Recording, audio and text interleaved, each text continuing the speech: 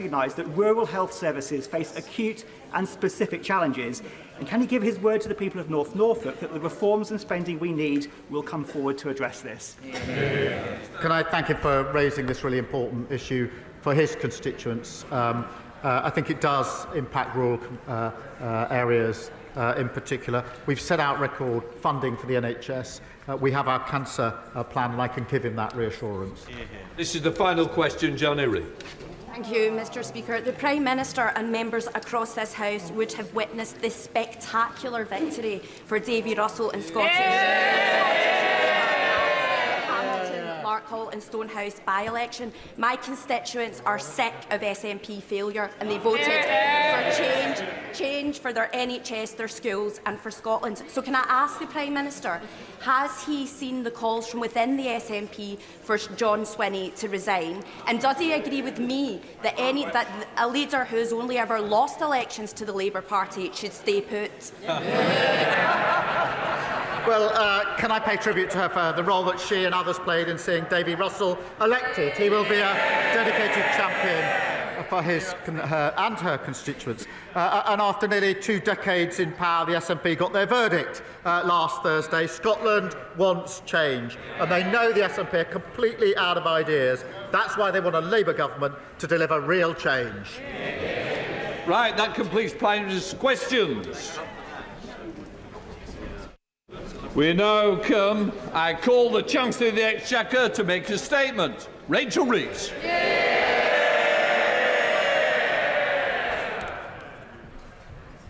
Thank you, Mr Speaker. My driving purpose since I became Chancellor is to make working people in all parts of our country better off, to rebuild our schools and our hospitals, to invest in our economy so that everyone has the opportunity to succeed after 14 years of mismanagement and decline by the party opposite, culminating in a £22 billion black hole in the public finances. That was their legacy, and the first job I faced as Chancellor was to set it right. So at the budget last October, and again in the spring, I made the choices necessary to fix the foundations of our economy. And we wasted no time in removing the barriers to growth. The biggest overhaul of our planning system in a generation, launching Britain's first national wealth fund and reforming our pension system to unlock billions of pounds of investment into our economy. We are starting to see the results. The stability that we have provided has helped support 4 cuts in interest rates, saving hundreds of pounds a year for families with a mortgage. Real wages have grown by more in the first 10 months of this Labour government than they did in the first 10 years of Conservative governments. And the latest figures show that we are the fastest economy growing in the G7. With countries around the world lining up to do business with Britain again, with new trade deals with India, the United States and with the European Union too. We are renewing Britain. But I know that too many people in too many parts of our country are yet to feel it. This government's task, my task as Chancellor, and the purpose of this spending review is to change that, to ensure that renewal is felt in people's everyday lives, in their jobs and on their high streets. The priorities of this spending review are the priorities of working people, to invest in Britain's security, in Britain's health, and to grow Britain's economy so that working people are better off. Mr Speaker, today I am allocating the envelope I set out in the spring. I am enormously grateful to my excellent team of officials at the Treasury and to my right honourable friend, the Chief Secretary to the Treasury, for his tireless work throughout this process. Crunching the numbers, looking at the assets and the liabilities. And on that note, can I thank all my Cabinet colleagues for their contribution to this process. They are all assets to this Labour government. In this spending review, total departmental budgets will grow by 2.3% a year in real terms. Compare that to the Conservative choice of austerity.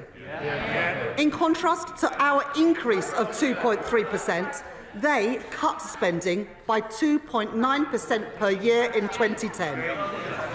So let's be clear. Austerity was a destructive choice for the fabric of our society. And it was a destructive choice for our economy too, choking off investment and demand, creating a lost decade for growth, wages and living standards. That is their legacy.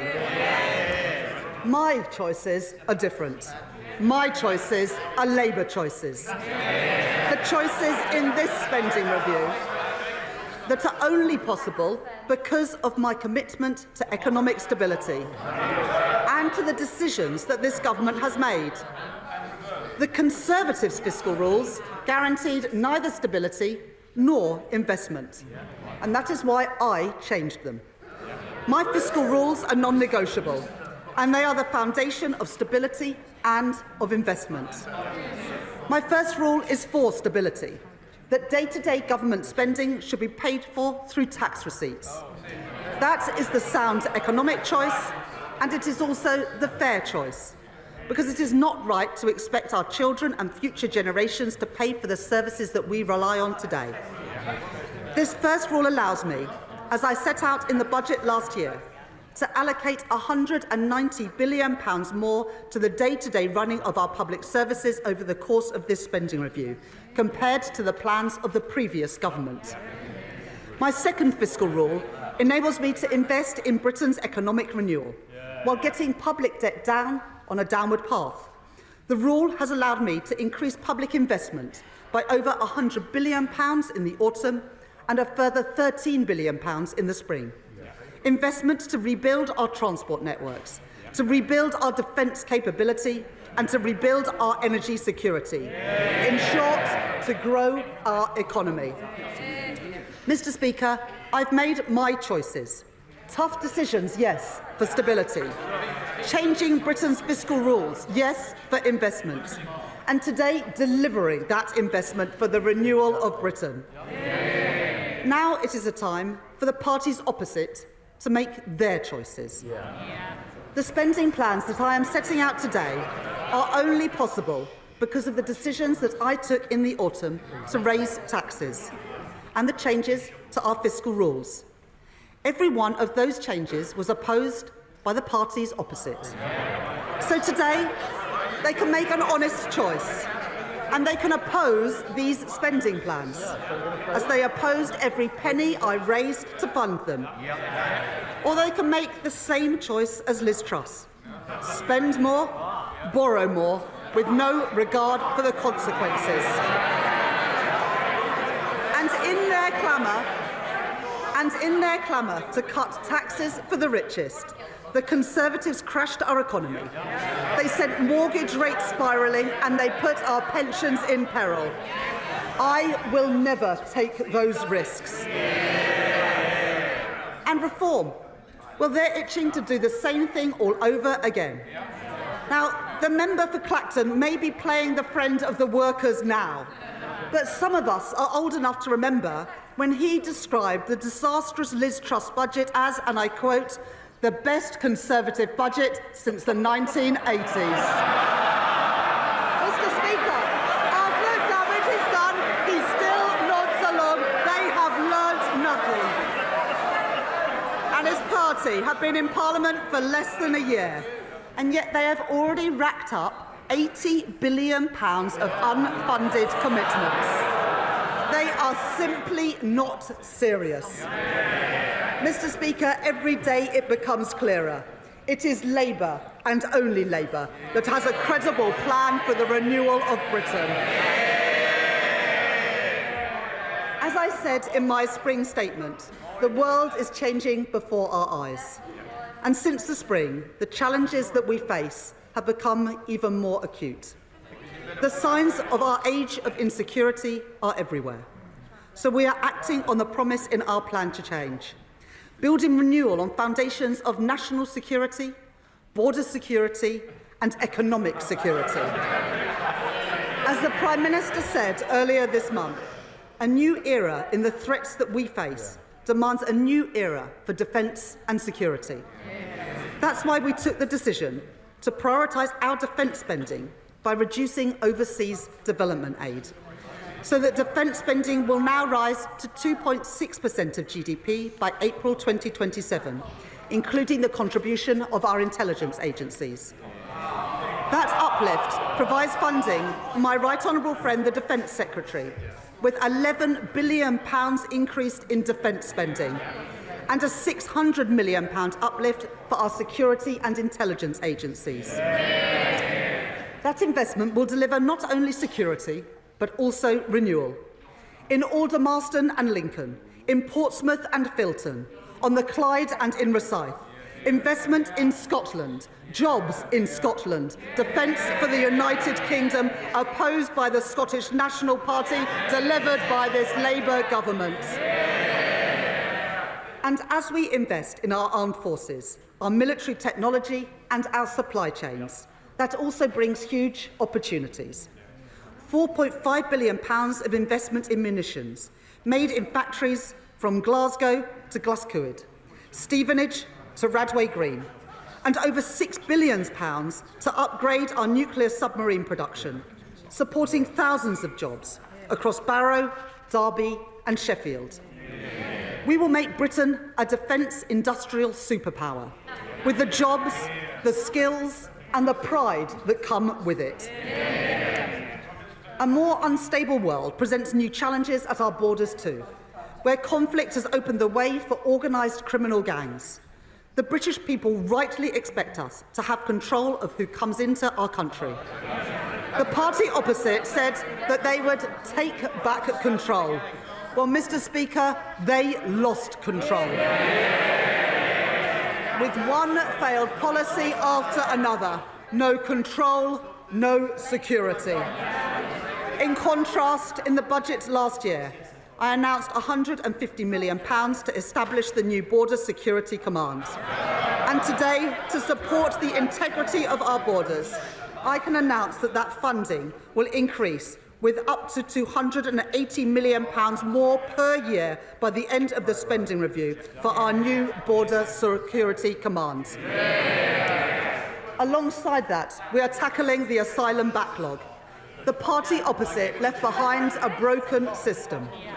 Billions of pounds of taxpayers' money spent on housing asylum seekers in hotels, leaving people in limbo and shunting the cost of failure onto local communities. We won't let that stand. So I can confirm today that, led by the work of my right honourable friend, the Home Secretary, we will be ending the costly use of hotels to house asylum seekers in this Parliament. Funding that I have provided today, including from the Transformation Fund, will cut the asylum backlog, hear more appeal cases and return people who have no right to be here, saving the taxpayer £1 billion a year. That is my choice, Mr. Speaker. That is the Labour choice. That is the choice of the British people. And, Mr. Speaker, if we want national security in a dangerous world, that does not stop at the strength of our armed forces or at our border. I have long spoken about what I call securonomics, the basic insight that in an age of insecurity, government must step up to provide security for working people and resilience for our national economy. Put simply, where things are made and who makes them matters. Take energy. The Tories neglected our nuclear and renewable sectors and closed our gas storage facilities, leaving us exposed to hikes in energy prices when Russia invaded Ukraine. And it was working people who paid the price for their mistakes. On this side of the House, we understand that energy security is national security. And so, because it is the right choice for bills, the right choice for jobs and the right choice for growth, this government is investing in the biggest rollout of nuclear power for half a century. a £30 billion commitment to our nuclear-powered future. Yesterday, my right honourable friend, the Energy Secretary, and I announced £14 billion for Sizewell C, producing the energy to power 6 million homes, supporting more than 10,000 jobs, including 1,500 apprentices, to build the nuclear workforce of tomorrow. And, Mr. Speaker, that's not all. We are investing over £2.5 billion in a new small modular reactor programme. Our preferred partner is Rolls-Royce, a great British company based in Derby. This investment is just one step towards our ambition for a full fleet of small modular reactors, as well as providing a route for private sector-led advanced modular reactor projects to be deployed across the UK. Alongside these, we are making nuclear-approved land available in Sellafield to attract private investment and create thousands more jobs. And I'd like to thank my honourable friend from Whitehaven and Workington for his work in this area. And to strengthen Britain's position at the forefront of a global race for new nuclear technologies, a cause championed by the Mayor of the East Midlands, Claire Ward, and my honourable friend, the member for Bassett Law, and to support pioneering work taking place in West Burton in Nottinghamshire, we are investing £2.5 billion in nuclear fusion. And to back British industries, pioneering work in carbon capture and storage will take place.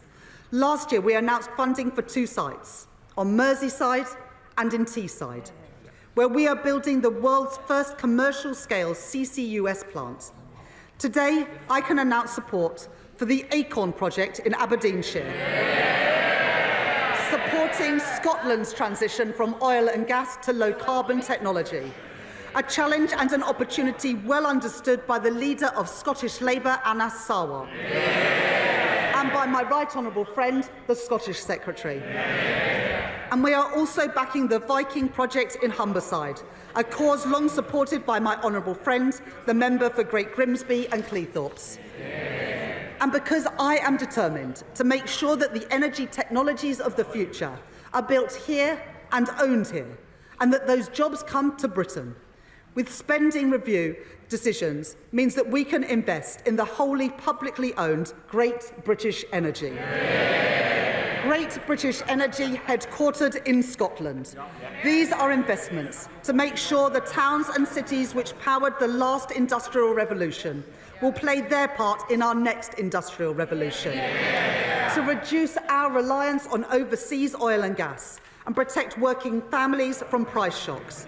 A new generation of energy industries for a renewed Britain. That is my choice. That is Labour's choice. That is the choice of the British people. Economic security relies on our ability to buy, make and sell more here in Britain. In April, this government faced a choice: to let British Steel in Scunthorpe go under or to intervene. We heard representations from workers. Mr. Speaker, that choice was the choice not of the metal trader, but this Labour government. We heard representations from workers, trade unions, and from my honourable friend, the member for Scunthorpe. My right honourable friend, the Business Secretary, and I were not prepared to tolerate a situation in which Britain's steel capacity was fatally undermined. We were not prepared to see another working-class community lose the pride, lose the prosperity, lose the dignity that industry provides. So we did intervene to save British steel and the jobs that come with it, and I am proud of that decision. And this government will invest in Scunthorpe's long-term future and the future of steelworks across our great country, and in a vote of confidence in our homegrown steel. Heathrow Airport, where we are backing London by backing a third runway, has signed the UK Steel Charter, a multi-billion-pound airport expansion backed by Labour, built with British steel.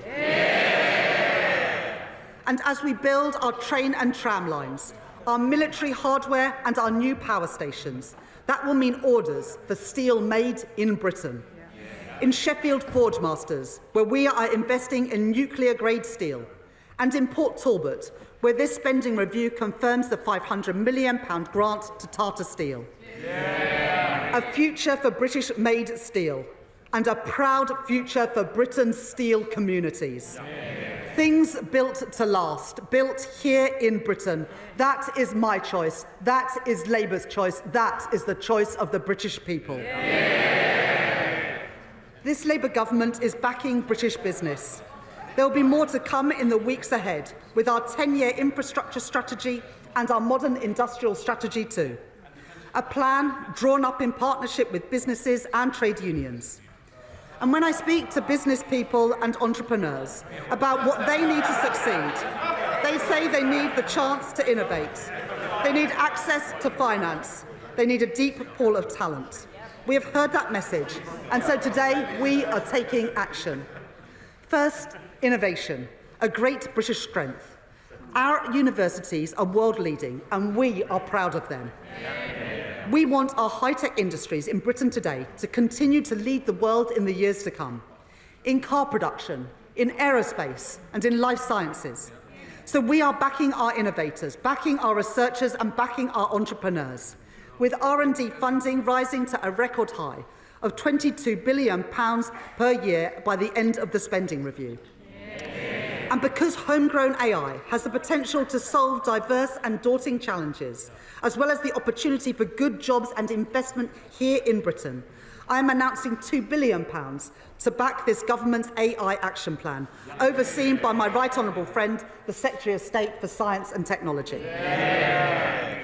And second, to champion those small businesses seeking access to finance as they look to grow, I am increasing the financial firepower of the British Business Bank. Yep. A two-thirds increase in its investments, increasing its overall financial capacity to £25.6 billion to help pioneering businesses start up and to scale up, backing Britain's entrepreneurs, backing Britain's wealth creators. Yeah. And third, as we invest, if we are to thrive in the industries of the future, we must give our young people the skills that they need to contribute to our national success. As scientists, engineers and designers, as builders, welders and electricians. I know the ambition, the drive and the potential of our young people, and it cannot be right that too often those ambitions and that potential are stifled. When young people who want training find courses are oversubscribed and are turned away at the door, forcing growing businesses eager to recruit to look elsewhere. Potential wasted and enterprise frustrated. So today I am providing record investment for training and upskilling. £1.2 billion a year by the end of the spending review to support over 1 million young people into training and apprenticeships so that their potential, their drive and their ambition is frustrated no longer. And on the subject of skills, Mr. Speaker, we should all recognise the Leader of the Opposition's own commitment to lifelong learning. At the weekend, she promised to learn and to get better on the job. Well, I am sure that members on the benches opposite will be supporting her in that endeavour. Good luck with that. As we build a strong and secure and resilient economy, working people must feel the benefits. That starts with the security of a proper home. Our planning reforms have opened up the opportunity to build. Now we must act to make the most of those opportunities.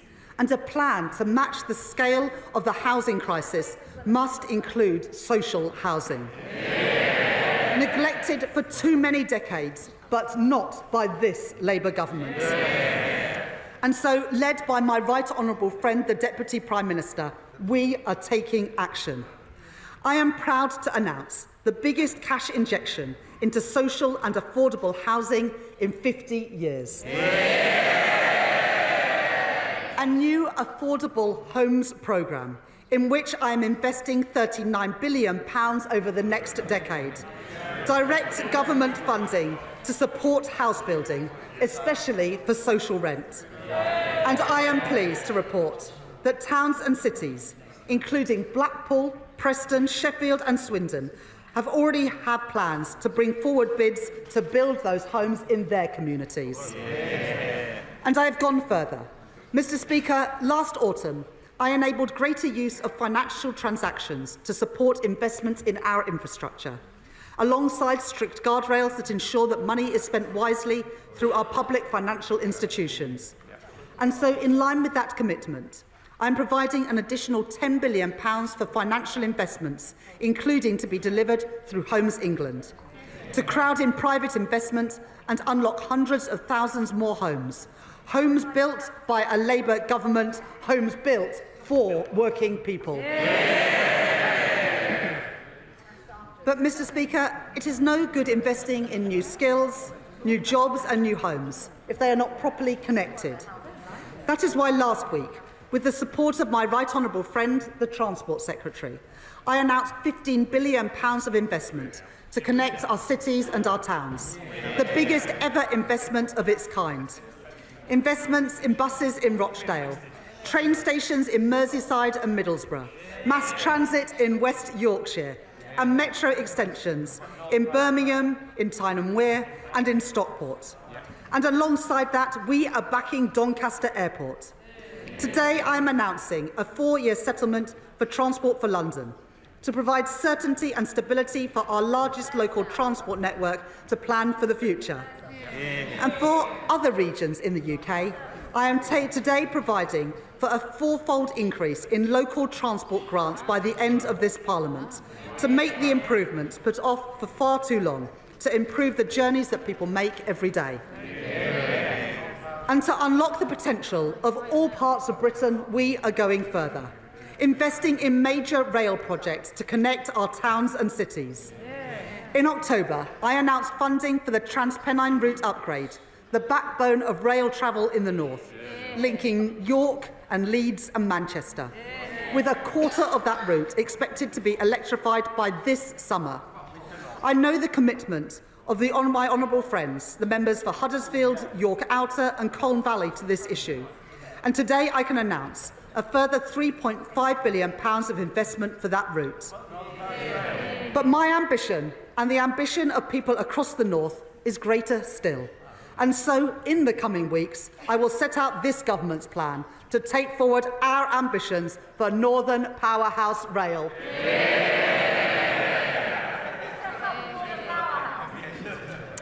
I have also heard the representations of my honourable friends, the members for Milton Keynes North, Milton Keynes Central and Buckingham and Bletchley.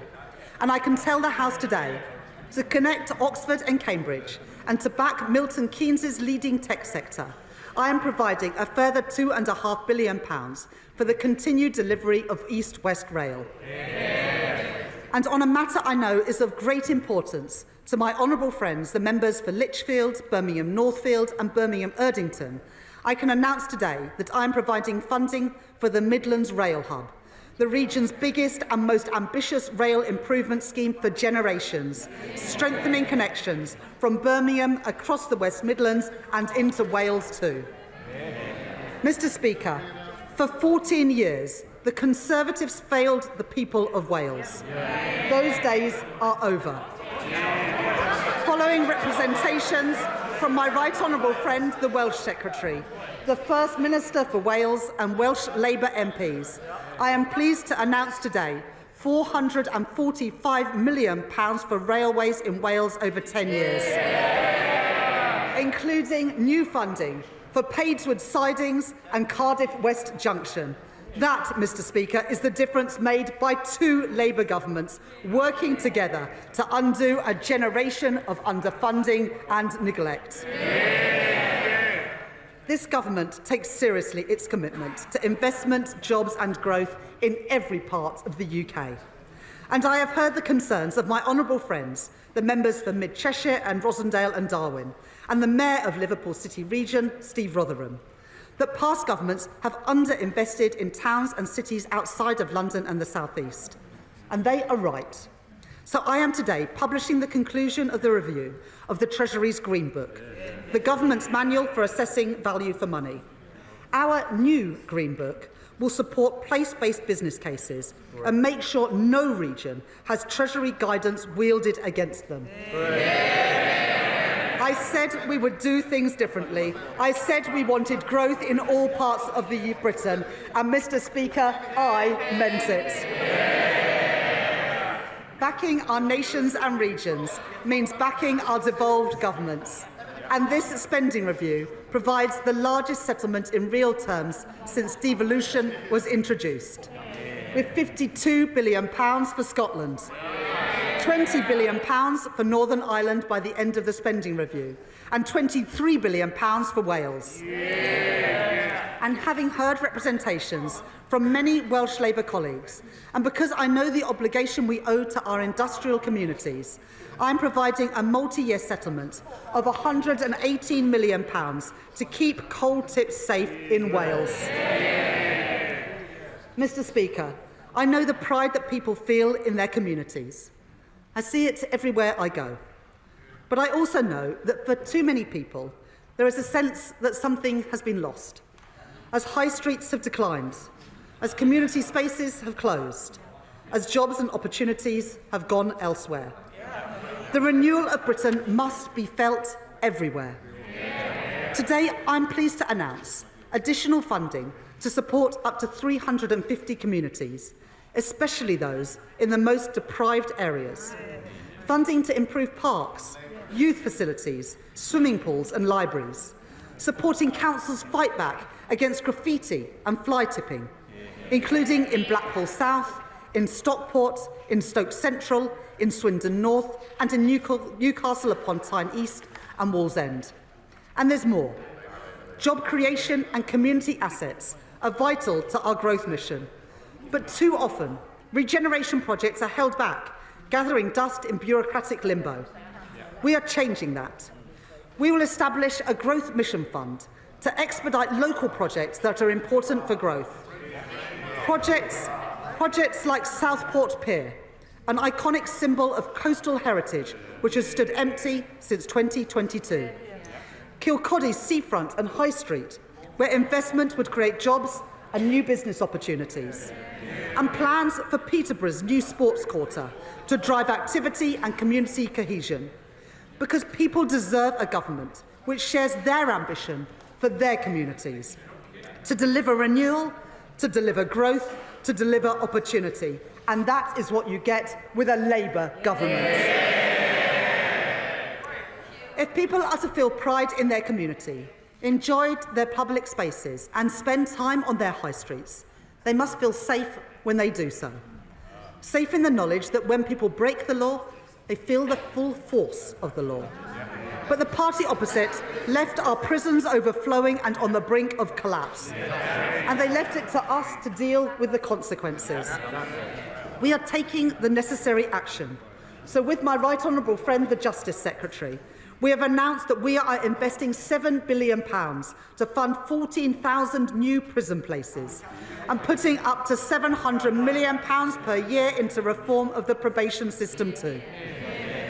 Today, I will do more. I am increasing police spending power by an average 2.3% per year in real terms over the spending review period. To protect our people, our homes and our streets.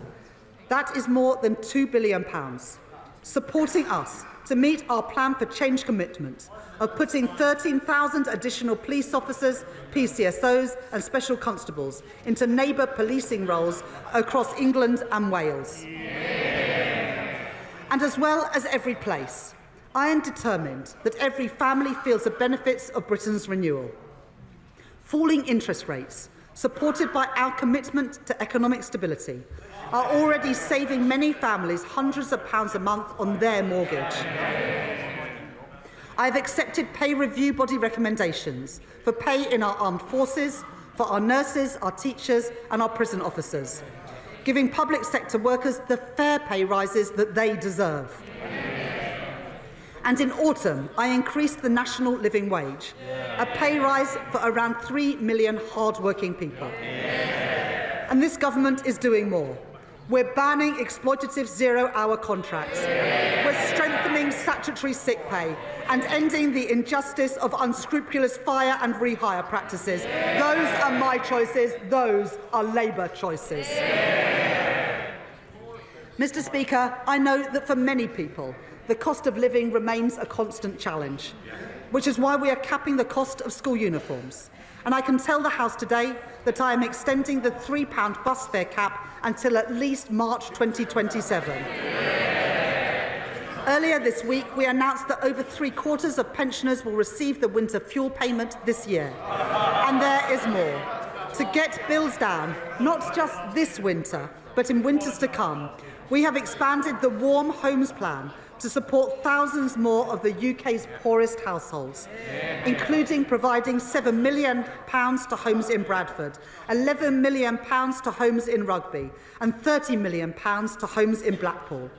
And today I can announce that I will deliver in full our manifesto commitment to upgrade millions of homes, saving families and pensioners across the country up to £600 each and every year off their bills. I am determined to do everything in my power to put more money in people's pockets, to give people security and control in their lives, to make working people better off, and to show them that this government, this Labour government, is on their side. Mr. Speaker,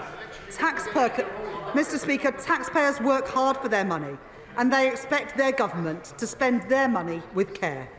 So for the first time in 18 years, this government has run a zero-based review, a line-by-line assessment of what government spends, something that the Tories didn't bother to do in 14 years.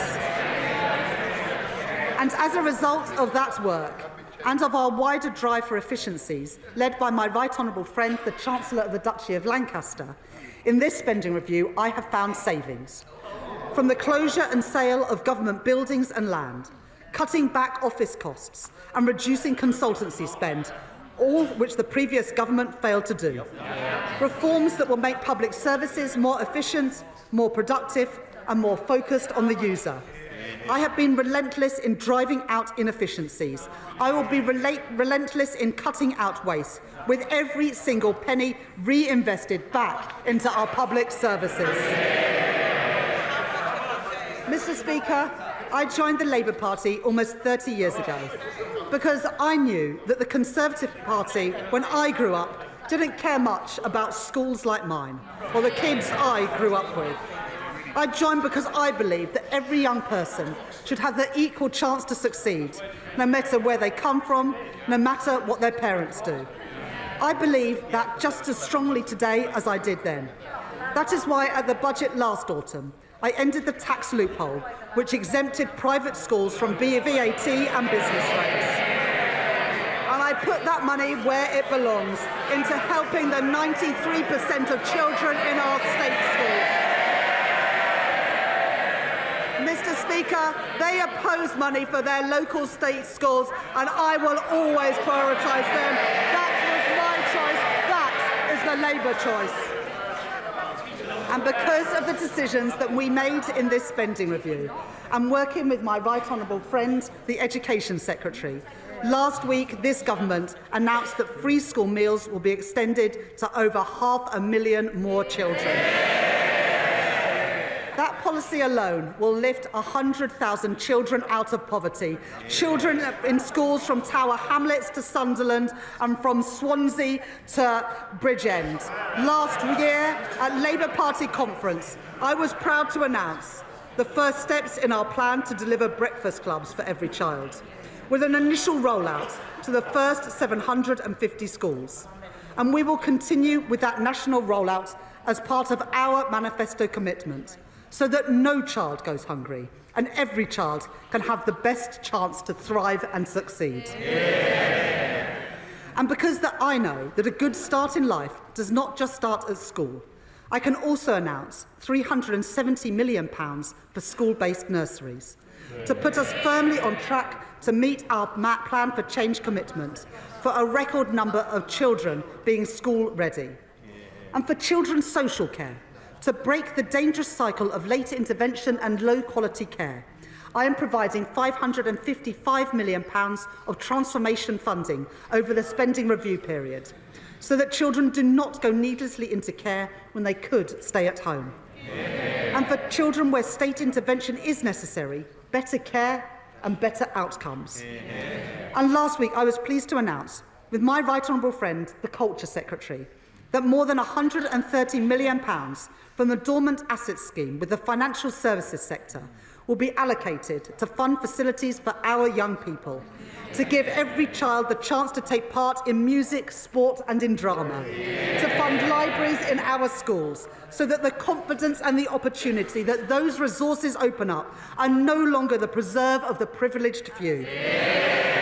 Those are my choices. They are Labour's choices, and they are the choices of the British people. Overall, I am providing a cash uplift of over £4.5 billion a year for additional funding in the core schools budget by the end of the spending review, backing our teachers and backing our kids. Mr. Speaker, people who went to ordinary comprehensives in the 80s and 90s are all too familiar with the experience of being taught in temporary classrooms. And the previous Conservative government oversaw another generation of kids herded into cold and damp buildings as school roofs literally crumbled. It wasn't acceptable when I was at school, and it isn't acceptable now. So I am providing investment rising to nearly £2.3 billion per year to fix our crumbling classrooms. In addition, £2.4 billion per year to continue our programme to rebuild 500 schools, including Chase Community School in Enfield, Woodkirk Academy in Leeds and Budmouth Academy in Weymouth. Investing in our young people, investing in Britain's future, investing in opportunity for all. That is Labour's choice. Finally, Mr. Speaker, let me turn to the... I knew that, Chair. Let me turn to our National Health Service. It's our most treasured public service. People rightly expect an NHS that is there when they need it, an ambulance that comes when they call one, a GP appointment available when they need one, a scan that is performed when they are referred for one. I am hugely grateful to our nurses, our doctors, our paramedics and other healthcare professionals for everything that they do. If we want a strong economy where working people can fulfil their potential, then we must have a strong NHS. Not as the Reform Party have called for, an insurance-based system. We believe in a publicly funded National Health Service free at the point of use. Now, perhaps the member for Clacton should spend some more time focusing on the priorities of the British people and less time in the Westminster Arms. Although, Mr. Speaker, after this week, perhaps the Two Chairman pub might be a better fit. At the budget, I took the decisions necessary to provide an immediate injection of funding to get the NHS back on its feet. And I commend my right honourable friend, the Health Secretary, for all the progress that he has already made. In less than a year, this government has recruited 1,700 new GPs, delivered 3.5 million extra appointments, and cut waiting lists by more than 200,000. Fixing our NHS also means delivering fundamental reform across social care, which means that we are backing the first ever fair pay agreement for that sector. And I am increasing the NHS technology budget by almost 50%. And we are investing £10 billion to bring our analogue health system into the digital age, including through the NHS app, so patients can manage their prescriptions, get their test results and book appointments all in one place. We are shifting care back to the community, providing more funding to support the training of thousands more GPs to deliver millions more appointments. We are investing more in prevention to meet our manifesto commitment of providing mental health support teams in all schools in England by the end of this Parliament. These investments will enable the delivery of our upcoming 10-year plan for health and put the NHS firmly back on the path to renewal. And to support that plan, to back the doctors and nurses that we rely on, and to make sure that the NHS is there whenever we need it, I am proud to announce today that this Labour government is making a record cash investment in our National Health Service, increasing real terms day-to-day spending by 3% per year for every single year of this spending review. An extra £29 billion per year for the day-to-day running of our health service. Mr. Speaker, that is what the British people voted for, and that is what we will deliver.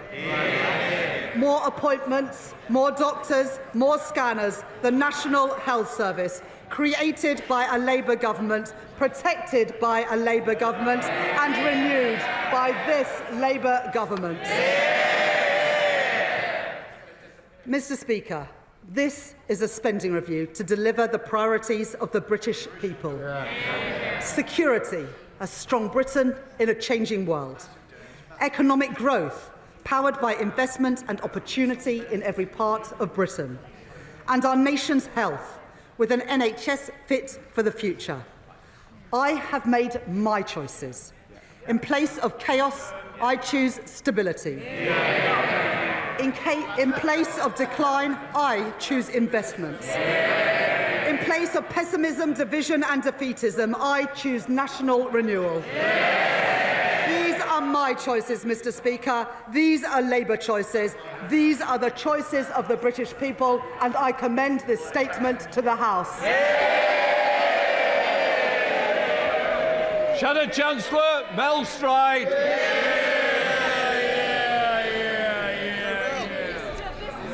Mr. Speaker, this spending review is not worth the paper that it is written on, because the Chancellor has completely lost control.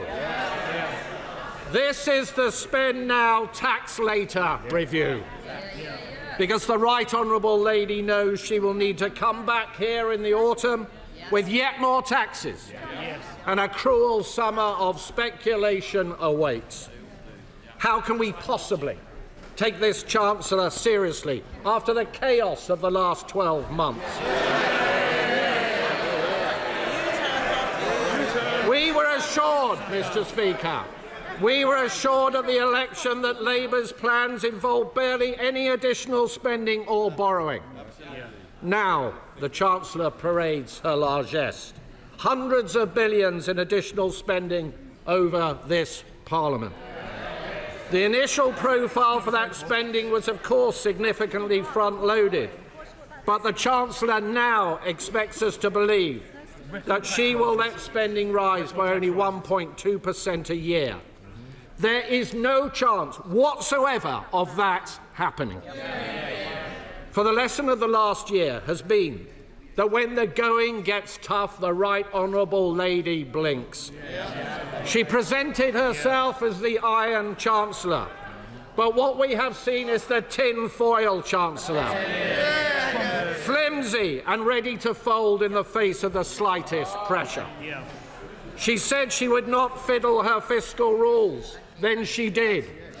She said she wouldn't make any unfunded commitments, but with the humiliation of the winter fuel U-turn, she just has. She looked business leaders in the eye and said no more taxes. But we all know what happened next, and we all know what is coming in the autumn. Her own backbenchers, her cabinet colleagues, Labour's trade union paymasters, even the Prime Minister himself, they have all seen that she is weak, weak, weak. And they can smell the blood. They will be back for more, Mr. Speaker, and they will get it. These spending plans are a fantasy. And it's not the truth, Mr. Speaker, that the Chancellor has to maintain this fiction because she has left herself no room for manoeuvre. She is constantly teetering on the edge of blowing her fiscal rules, which she already changed to allow even more borrowing. And the only way she can claim to be meeting her rules is by pretending that she can control spending over the coming years. But, Mr. Speaker, let's look at the record so far. Borrowing in the last financial year came out $11 billion above even the OBR's March forecasts, and 70% higher than the plans that she inherited from this side of the House. Tax up, borrowing up. But for someone so keen on borrowing, Mr. Speaker, the Chancellor seems strangely reticent to even use the word. Indeed, ministers bizarrely tell us that it is Labour's fiscal rules themselves that have, quote, generated investment. The reality is a little more straightforward. They have loosened the fiscal rules so they can borrow more. Borrow and borrow and borrow, allowing the national debt to continue to rise higher every single year, while ministers pretend that it is not. An eye-watering £200 billion of additional borrowing in this Parliament compared to the plans set out in the last Conservative budget, with £80 billion more to be spent on debt interest alone. In fact, if she had retained our fiscal rules, as she said, they may laugh, Mr. Speaker. If she had retained our fiscal rules, as she said she would before the election, the OBR have confirmed that she would be breaking them right now. Mr. Speaker, our country is now vulnerable to even the smallest changes in the bond markets. Should we face a sudden external shock, we have no fiscal firepower left with which to respond, all thanks to the Right Honourable Lady's choices. So can I ask the Chancellor, will she be open about what she has done? Will she admit that she has made a conscious choice to borrow more and to accept higher debts? Does she accept this means interest rates and mortgages will be higher than they would otherwise have been, as the OBR themselves have said? And given she continues to claim that she has brought stability to the public finances, can I ask her what on earth her definition of stability is? And, Mr. Speaker, the Chancellor must be delighted that she does not have to face a new OBR forecast today. Because if she did, she would have to set out how she will fund her humiliating U-turn on winter fuel payments, having already blown the savings and buying off her trade union paymasters last year. She said this week there was, and I quote, she said, still work to do to ensure that the sums add up. Hardly reassuring from the person in charge of the nation's finances, Mr. Speaker. You don't need to have worked at the Bank of England for a decade to know that that pitiful utterance is unlikely to soothe the markets. So can the Chancellor confirm categorically that there will be no additional borrowing to pay for this chaotic reversal? And if this is the case, can she explain how on earth it can be paid for without raising taxes? And can the Right Honourable Lady explain why last summer, apparently to avoid a run on the pound, Mr. Speaker, this measure was so urgent that pensioners had to be left in the cold over the last winter? What exactly has changed? Because it certainly hasn't been made possible by an improvement in the economy or the public finances, which the IFS said this week are both in a worse state now than when Labour came into office. And if we had an OBR forecast, we might also get some answers on how the government intends to find £3.5 billion to abolish the two-child benefit cap, which we are led to believe is imminent. Another addition to the ballooning welfare bill, another expensive surrender to the Labour left. And we would certainly get the OBR's assessment of the economic outlook following the tariffs. Changes the Right Honourable Lady knew full well were coming. Meanwhile, her deluge of taxes and regulations has left business confidence at record lows, costing people their livelihoods. Only yesterday, Mr. Speaker, we saw the latest evidence of that.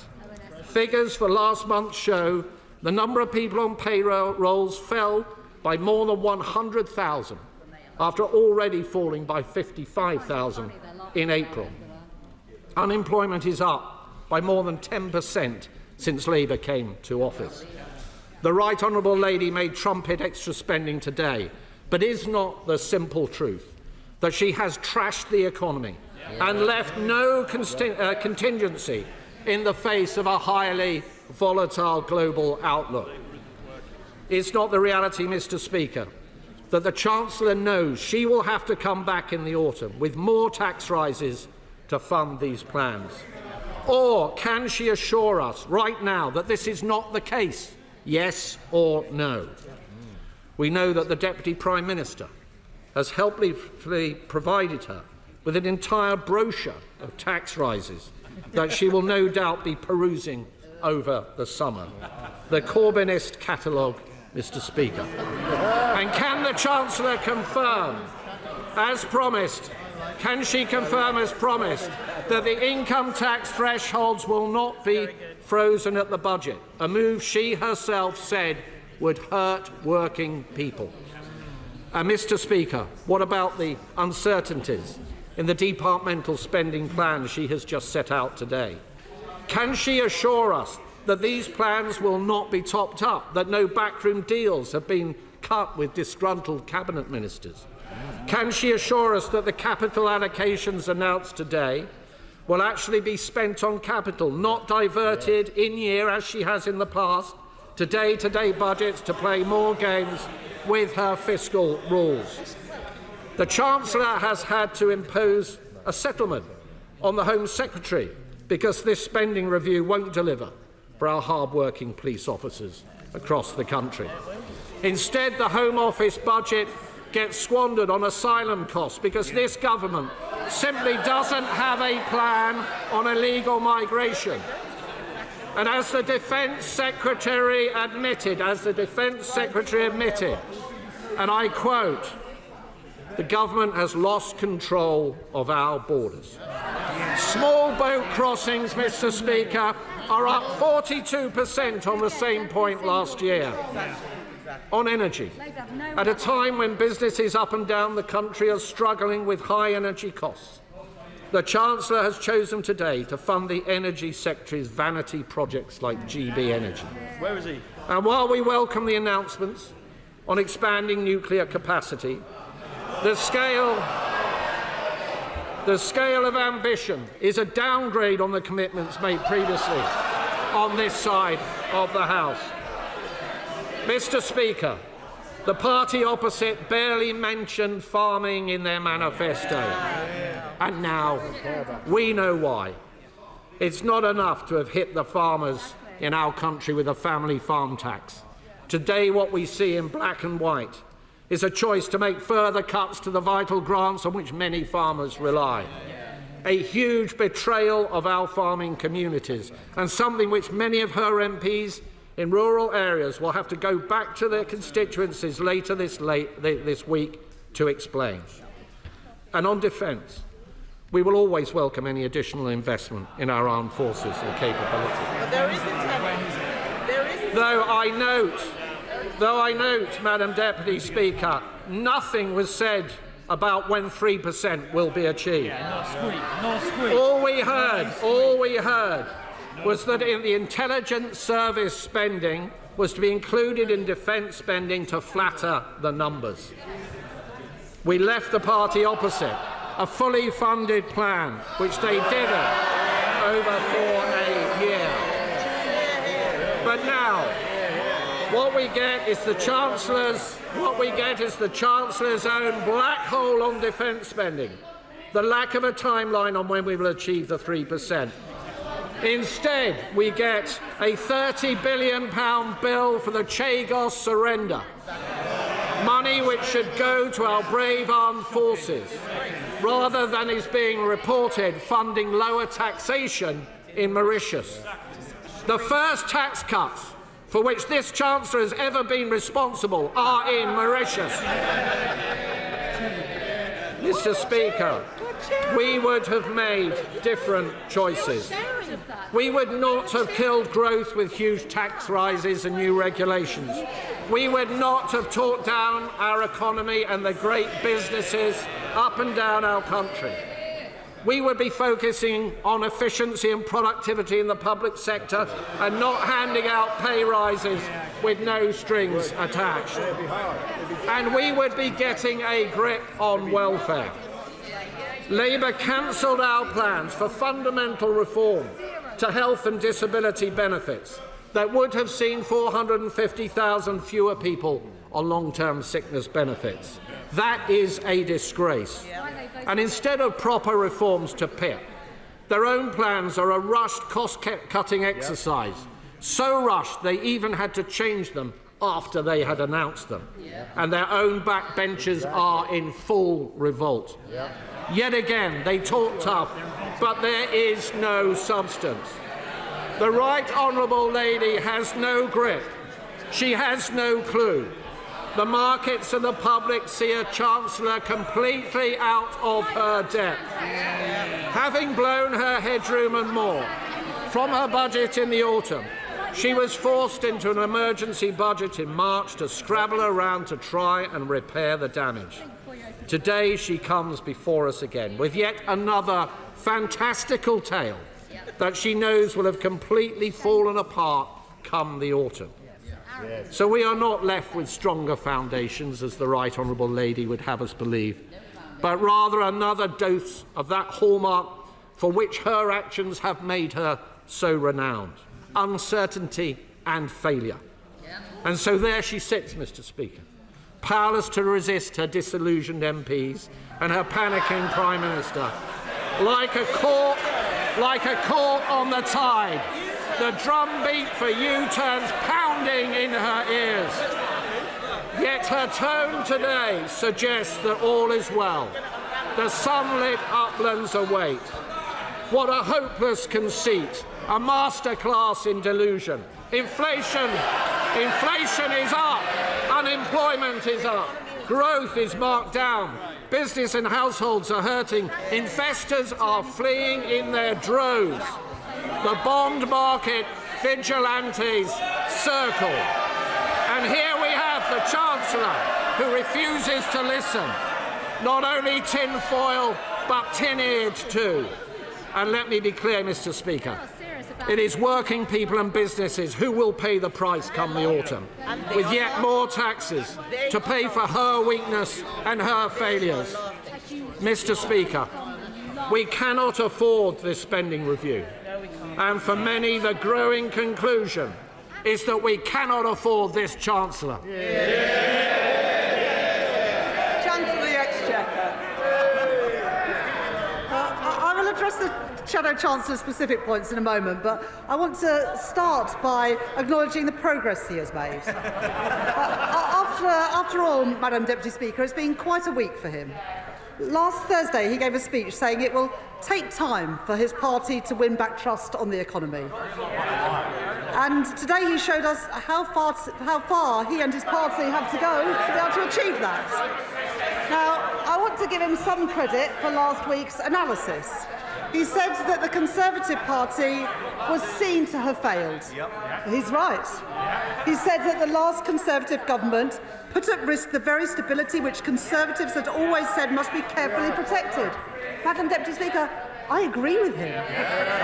And he said that on his party's... Chancellor, I need to be able to hear, and I'm sure our constituents would also want to hear. Chancellor. He said that the credibility of the UK's economic framework was undermined by spending billions with no proper plan for how it would be paid for. Mr. Speaker, I couldn't have put it better myself. Now, the Shadow Chancellor could have gone a lot further. For example, Madam Deputy Speaker, he couldn't even bring himself to mention Liz Truss by name. Stride by name, baby steps by nature. But at least he's made a start.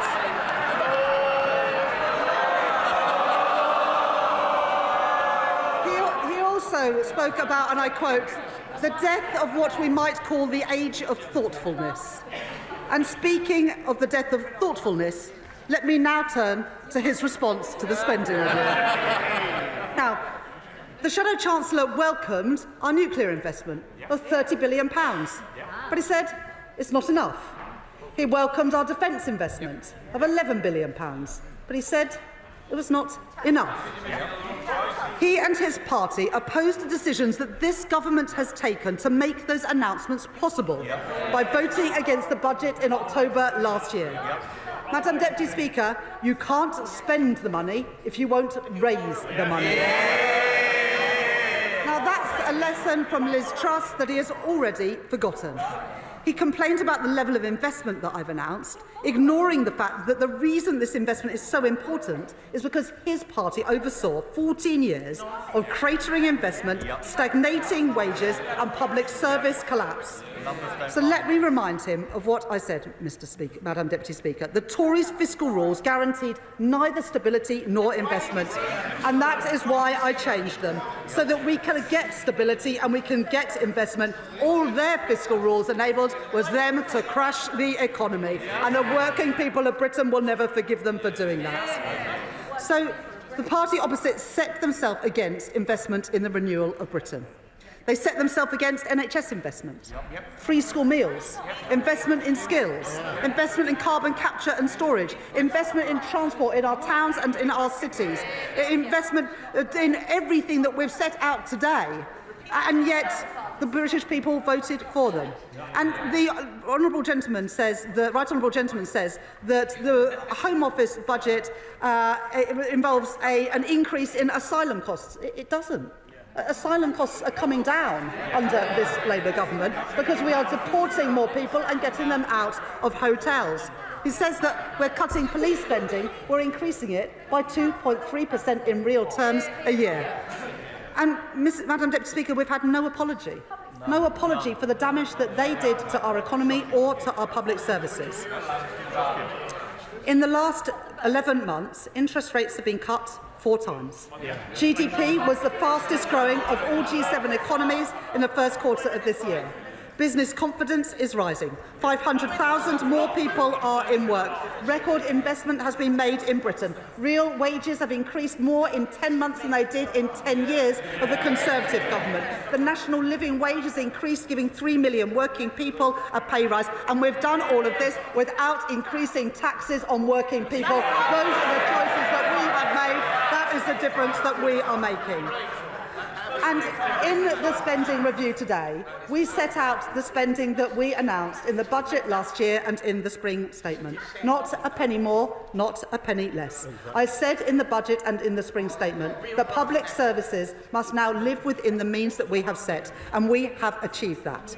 There will be a budget later this year, and in that budget we will set out in the round all of the fiscal plans. But we have already drawn a line under the Tory mismanagement with tax rises last year, and we will never have to repeat a budget like that again, because we will never have to clean up after the mess that the party opposite made again.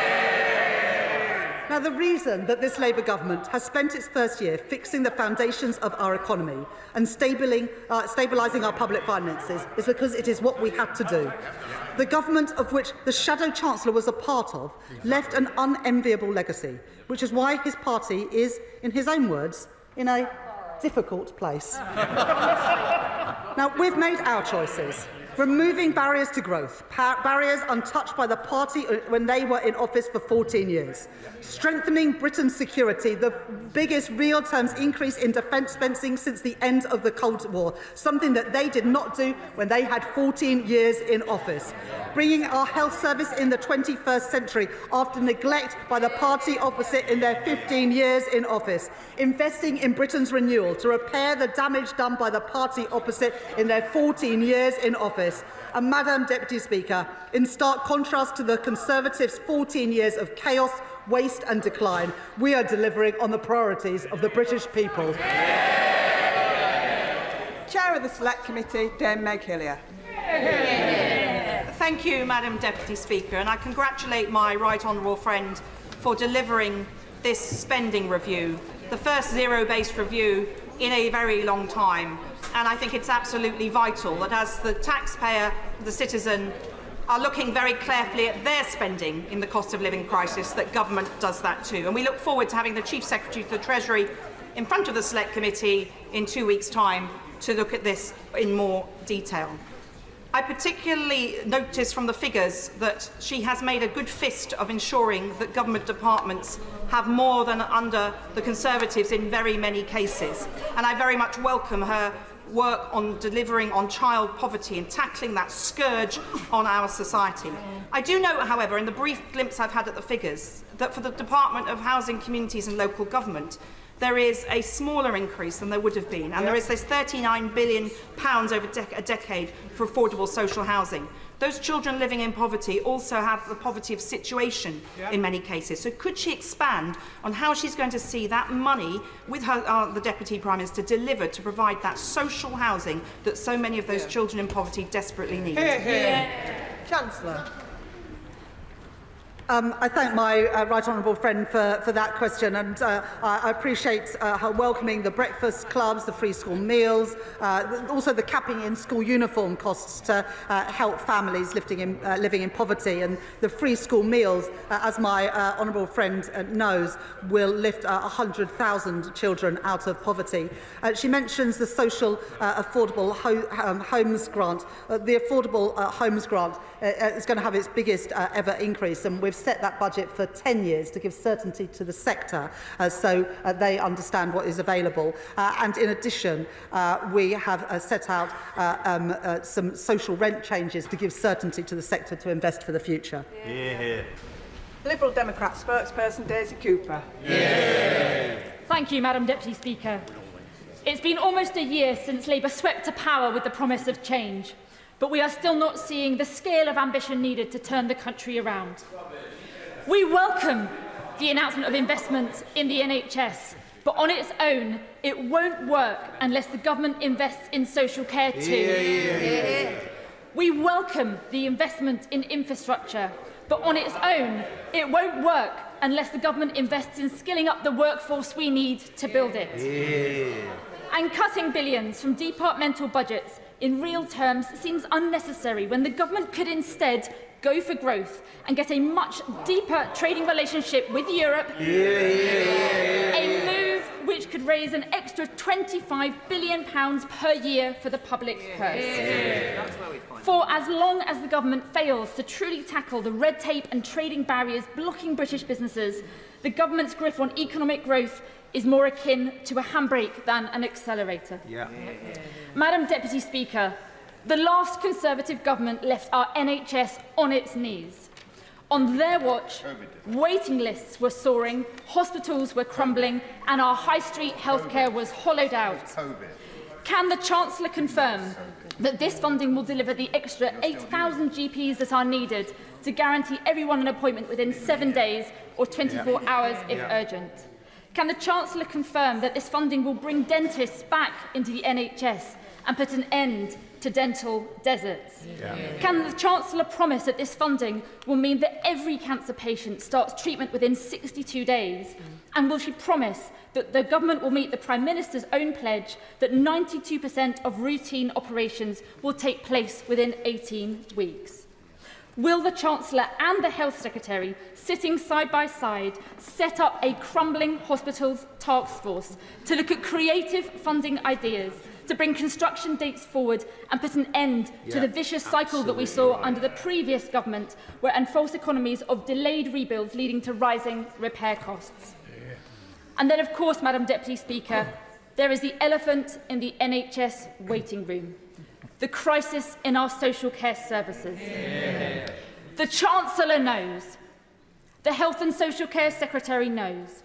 This whole Parliament knows that today's investment in the NHS will be like pouring water into a leaky bucket if hospitals cannot discharge patients who are well enough to leave because there aren't the care workers to help them recover at home. Absolutely right. This fair pay agreement that the Chancellor talks about, of course, is welcome, but it is barely a baby step, and it is nowhere near enough to bring back social care from the brink. At a bare minimum, we need a higher minimum wage for our care workers to stop the sector hemorrhaging care workers to other sectors.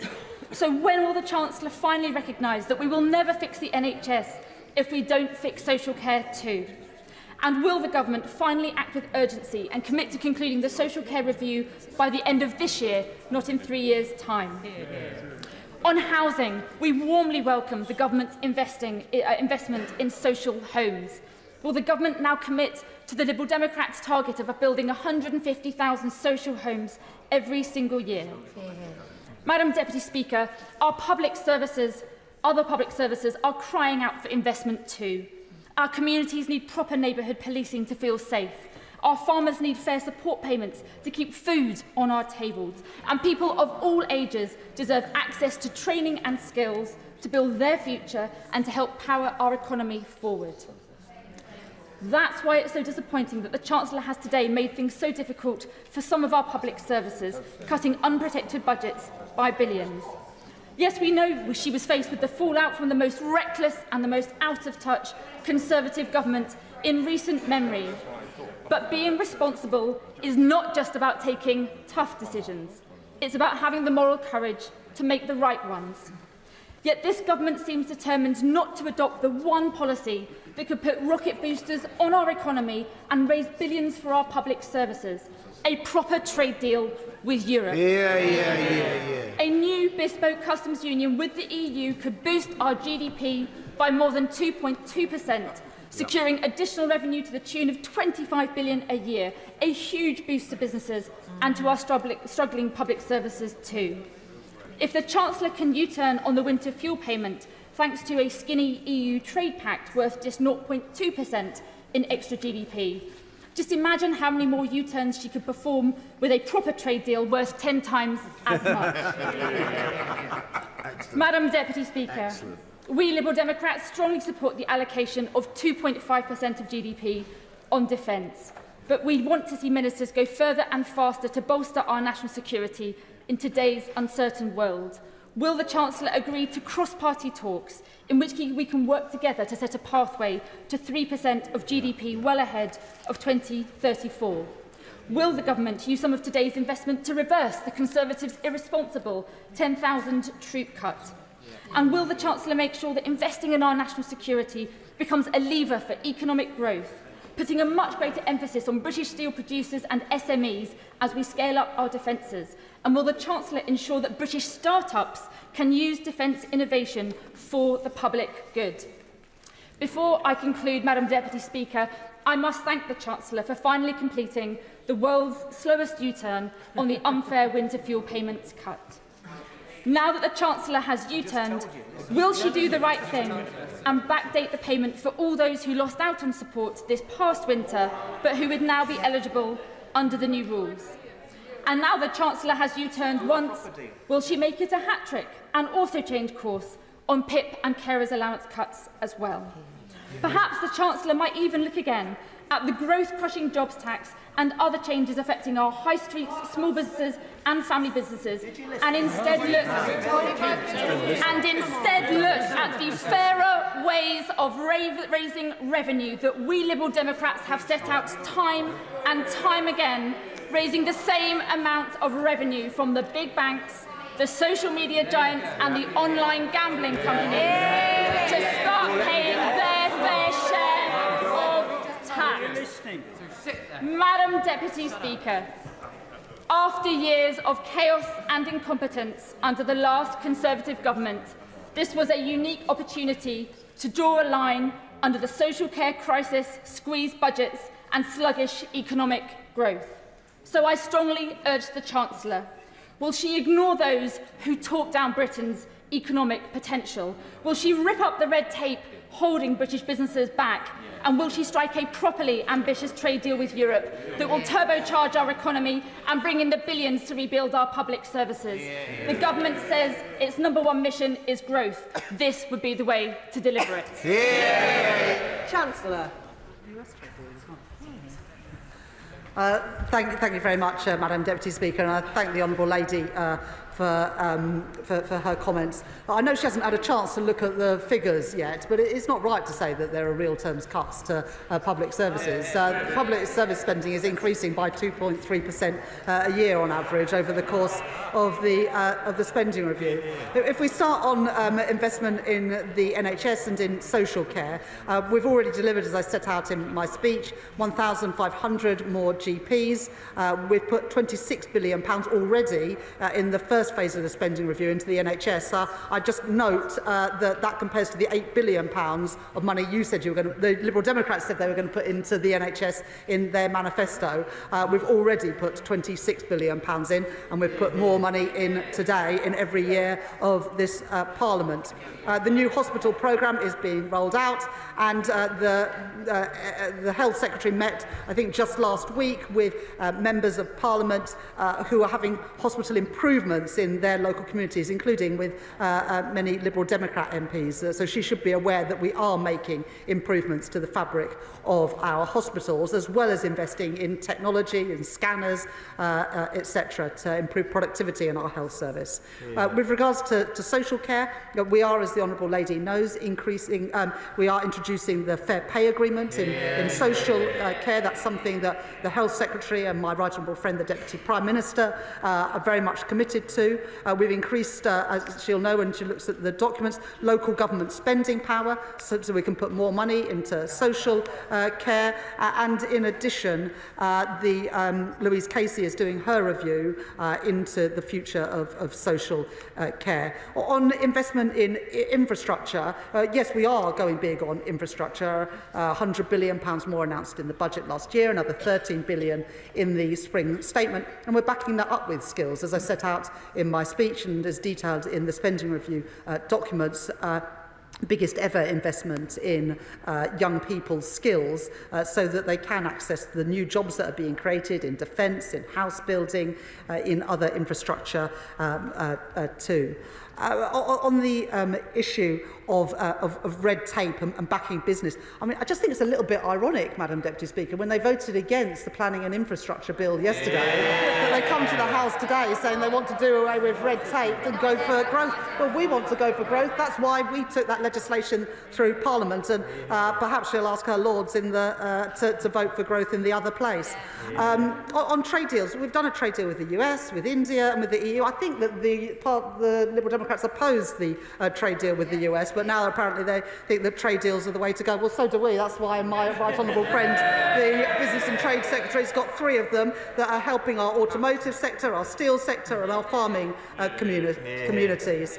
On defence, yes, we will use defence spending to support growth. The Defence Secretary and I have been very clear about that, and as I set out in the speech, making Britain a defence industrial superpower.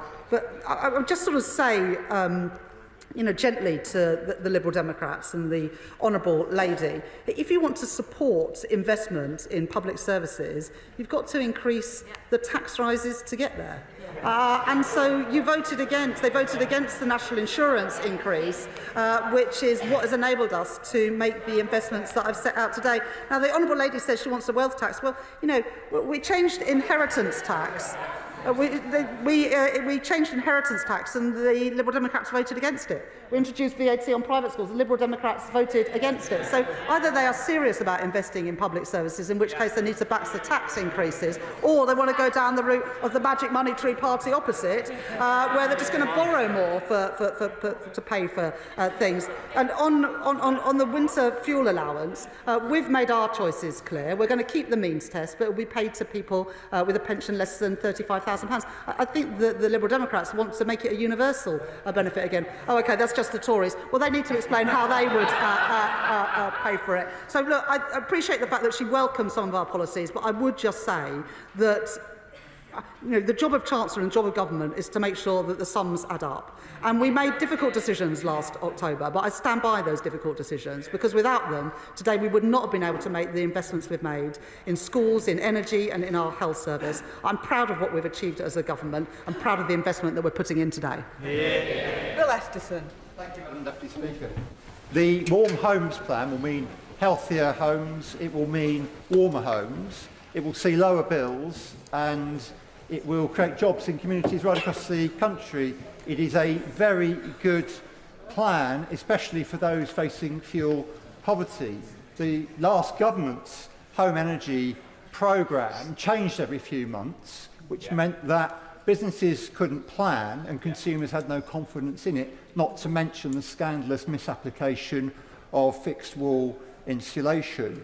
So will my right honourable friend confirm that this is a long-term warm homes plan that will deliver warmer homes and cut bills to the benefit of millions of our constituents for years to come? I thank the Chair of the Select Committee for that intervention. Warm homes is a big part of our plan to tackle the cost of living crisis. And the money that we've put into the Warm Homes plan today will mean millions more homes being able to be retrofitted with better boilers, with insulation, with solar panels. And that on average takes £600 a year of people's bills, not just for 1 year, but for every year to come. And my honourable friend is absolutely right that what we've done today is set out a 5-year package of capital investment because it is crucial that the industry is able to plan for the future and young people are therefore willing to train up and businesses are willing to invest in apprenticeships. And so that's why on all of our capital spending, including the Warm Homes Plan, we've set out a 5-year plan. Dame Harriet Baldwin. Thank you very much, Madam Deputy Speaker. And my constituents in Tenbury Wells, where they're seeking funding for the flood defence scheme, will have listened very closely to the Chancellor's remarks today to hear her mention flood defence capital spending, and yet it wasn't mentioned in her speech. So can she confirm that the capital that will be allocated in this spending review period to flood defences is going to be as high in real terms as it was in the previous Parliament? Chancellor.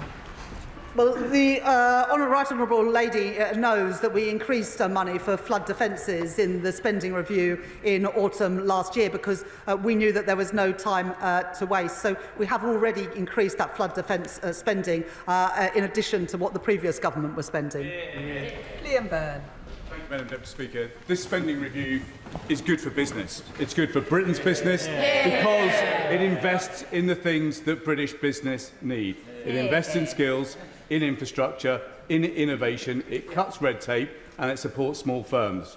But can the Chancellor just clarify that this spending review will also now open a new era of energy abundance for our country? The Business Committee heard directly from the IMF in Washington yesterday that high energy costs are now holding back growth. That is a consequence of the dither and the delay from the party opposite that left us with the highest industrial energy costs in Europe. Will she now confirm for the House that we are now consigning that era to our history? Chancellor. I thank my right honourable friend for his question, and he's right, we're backing innovation, backing skills, backing infrastructure because we are backing British business. And we're also cutting red tape, as we did yesterday when we took the planning and infrastructure bill through the House, making it easier to get things built in Britain again. And as we make the investments, we want those jobs to come here to Britain, including in the energy sector, whether that is investment in small modular reactors, in Sizewell C, in carbon capture and storage, or indeed floating offshore wind. And we'll be setting out in the next couple of weeks the industrial strategy where we'll have more to say about energy costs for business. Gavin Robinson. Madam Deputy Speaker, can I thank the Chancellor for engaging productively in the discussions around sustainable budgets for Northern Ireland, the willingness to negotiate further and the recognition that our need levels should be met. So I thank her for that engagement. Can I also thank her too for the allocations to Northern Ireland for specific community projects that have been advanced by us.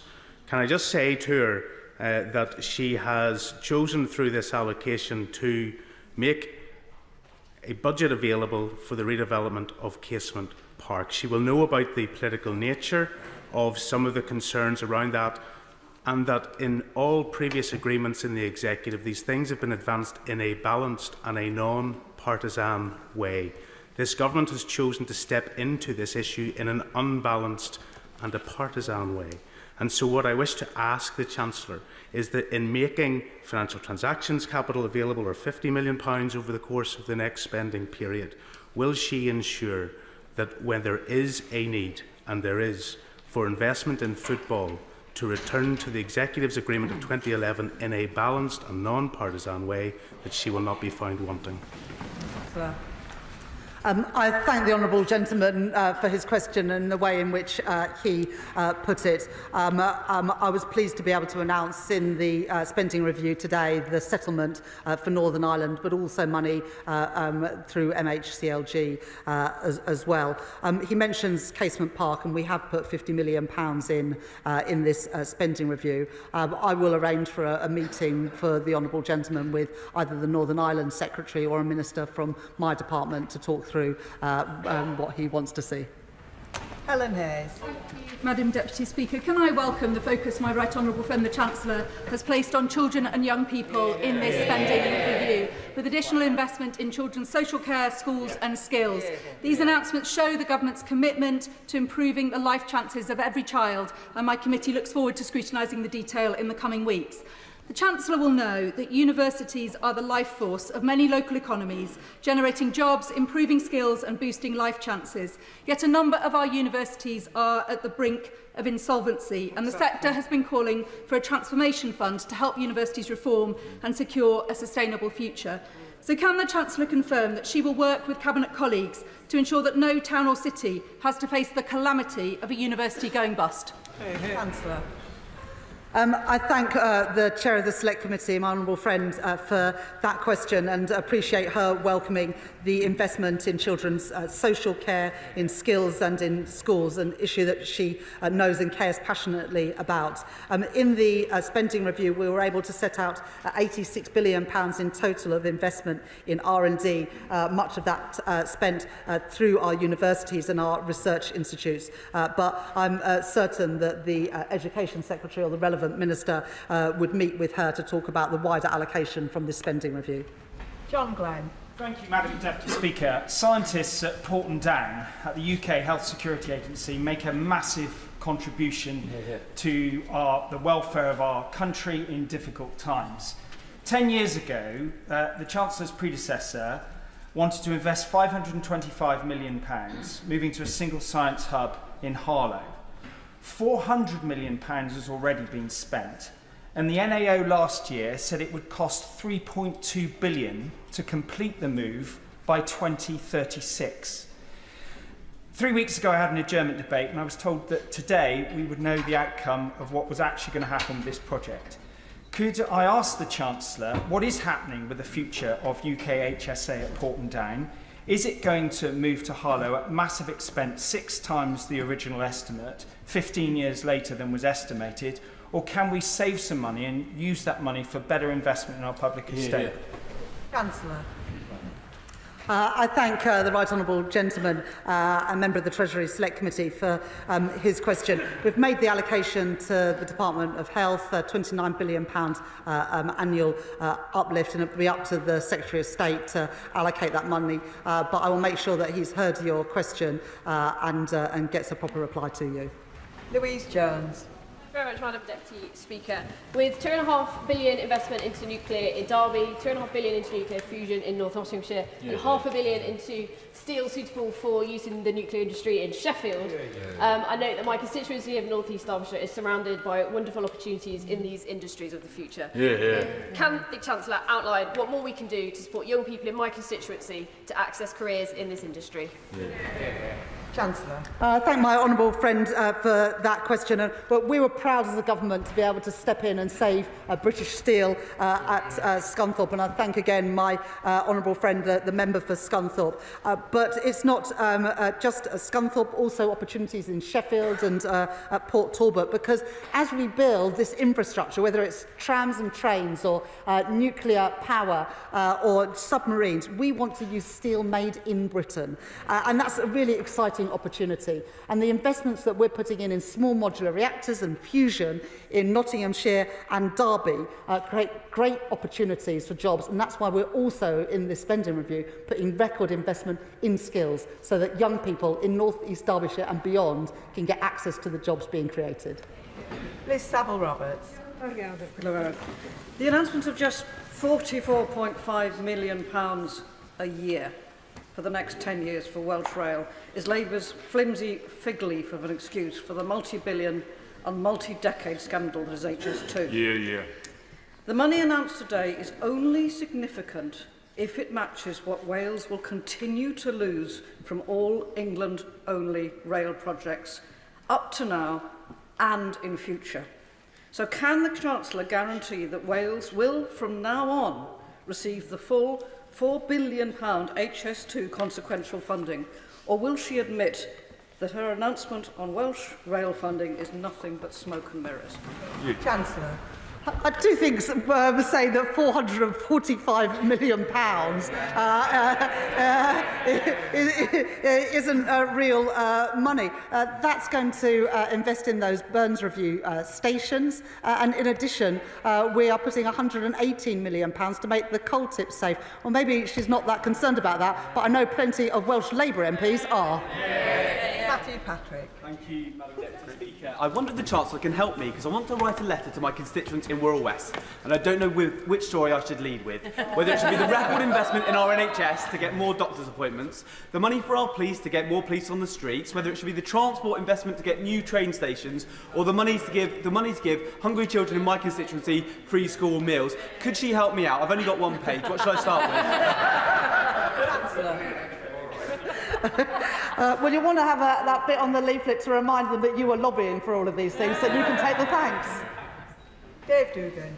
Thank you, Madam Deputy Speaker. I welcome the U-turn on the winter fuel payment. Of course, I do, and lots of my constituents will do likewise, but there's no respite in this spending review for the farmers in Scotland, the business owners in Scotland, the GP surgeries or the disabled in hospices in Scotland. And there's a real terms cut, despite what she says, to the Home Office, Foreign Office and local government in this spending review. Now, the Chancellor's an open book, Madam Deputy Speaker. She plays roulette with the economy, but I wouldn't encourage her to play poker anytime soon, because she mentioned reform and the Honourable Member for Clacton more times in her speech than she mentioned Scotland. What a disgrace. So what funding? She mentioned she's finally got round to Acorn. What funding is she going to allocate for Acorn? Because she mentioned it without a figure attached. Now, we know that if it's Merseyside or Teesside, there's £22 billion for them. How much for Acorn? Chancellor. Well, I did mention the SNP. I questioned why the SNP don't support defence investment in Scotland. I can mention the SNP again if you'd like to. Why have the SNP let down the people of Scotland with rising hospital waiting lists? Why have the SNP let down people in Scotland with more drugs death? Why have the people of the SNP let down people time and time again? We are putting money into Acorn, we are putting money into a defence investment, and we are giving a record settlement to the SNP government, but hopefully they won't be there for much longer. Florence Session-Early. Thank you, Madam Deputy Speaker. And can I thank my right honourable friend, the Chancellor, for prioritising affordable housing today. This extra investment is going to go a long way to the overdue, spiralling, broken housing system, which has pushed so many people into poverty.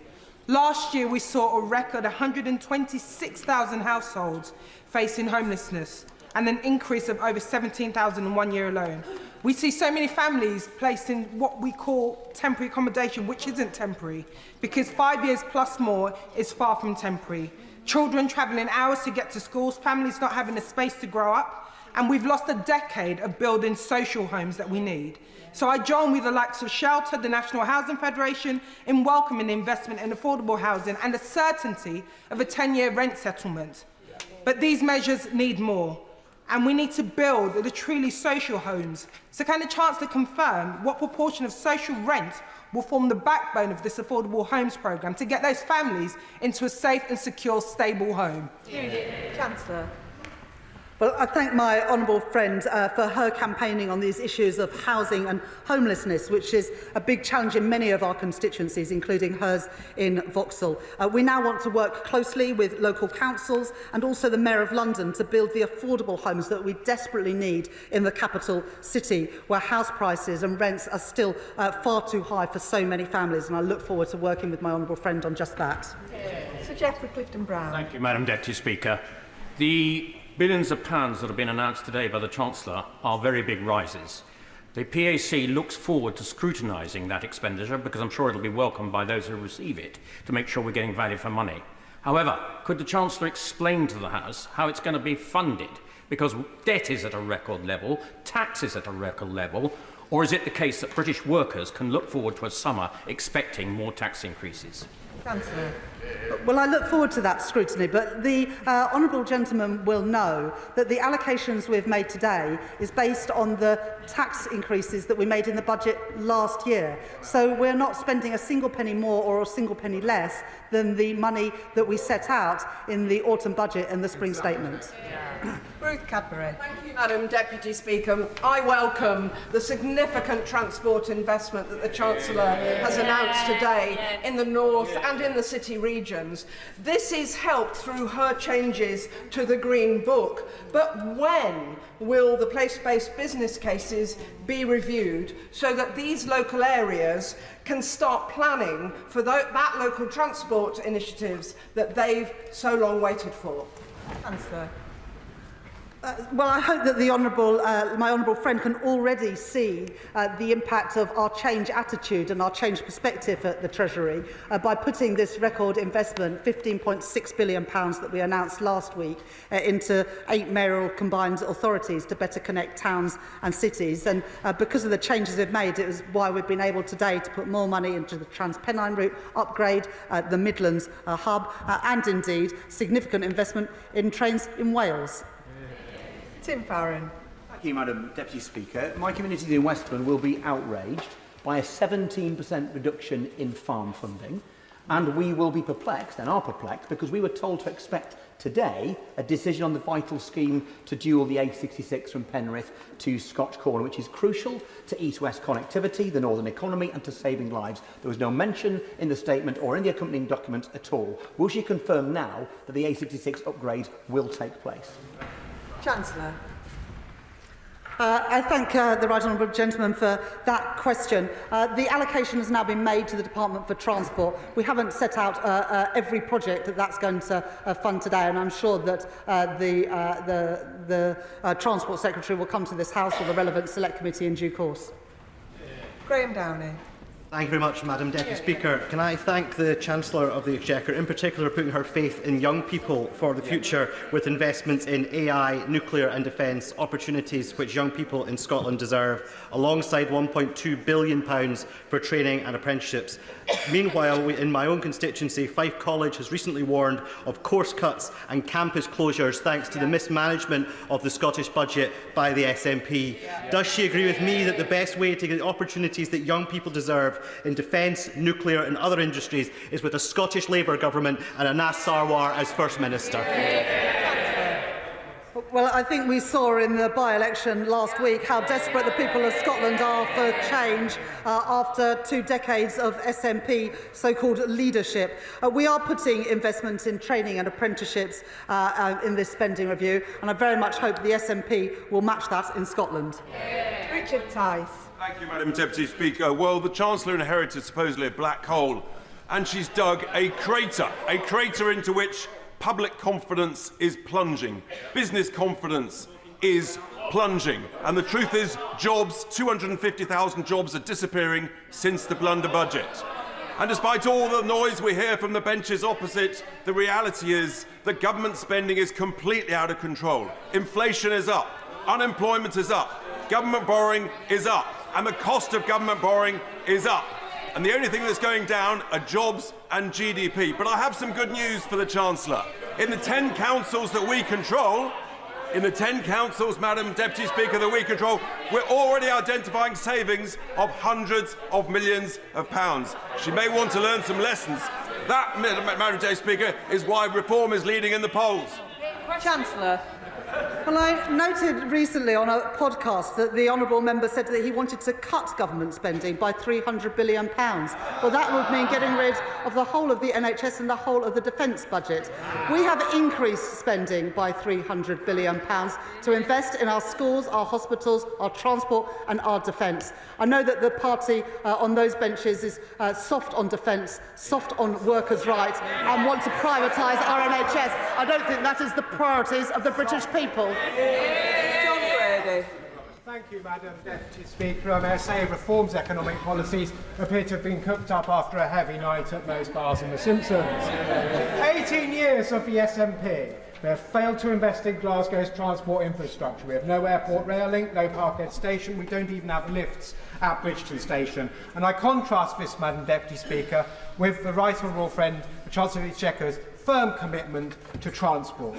Does my right honourable friend agree with me that 50 billion extra for the Scottish Government to sort out the SNP's NHS waiting lists, record investment in the defence industry in Macleod to defend our nation, which the SNP object to, investment in clean energy critical for jobs in Glasgow, and continued support for the Glasgow and Clyde Valley City deal demonstrates that Scotland runs through the heart of this Labour government, and it's time we turfed out the SNP after 18 years of failure. In the spending review today, we've set out investment in defence to support jobs in Scotland, investment in Acorn to support jobs in Scotland, investment in nuclear, which will benefit the people of Scotland with lower bills, and a record settlement for the Scottish Government. It's up to them now to use that money wisely. I wouldn't hold out much hope under the SNP. Esther McVeigh. Thank you very much, Madam Deputy Speaker. Now, I know the Chancellor considers herself to be a world-leading economist, so can she tell me how it is that everyone in the country knew that by hiking taxes on employers' national insurance contribution, making it more expensive to employ people, would destroy jobs, destroy businesses and destroy the economy, but the only people who didn't know that was her and her socialist boss. Chancellor of the Exchequer.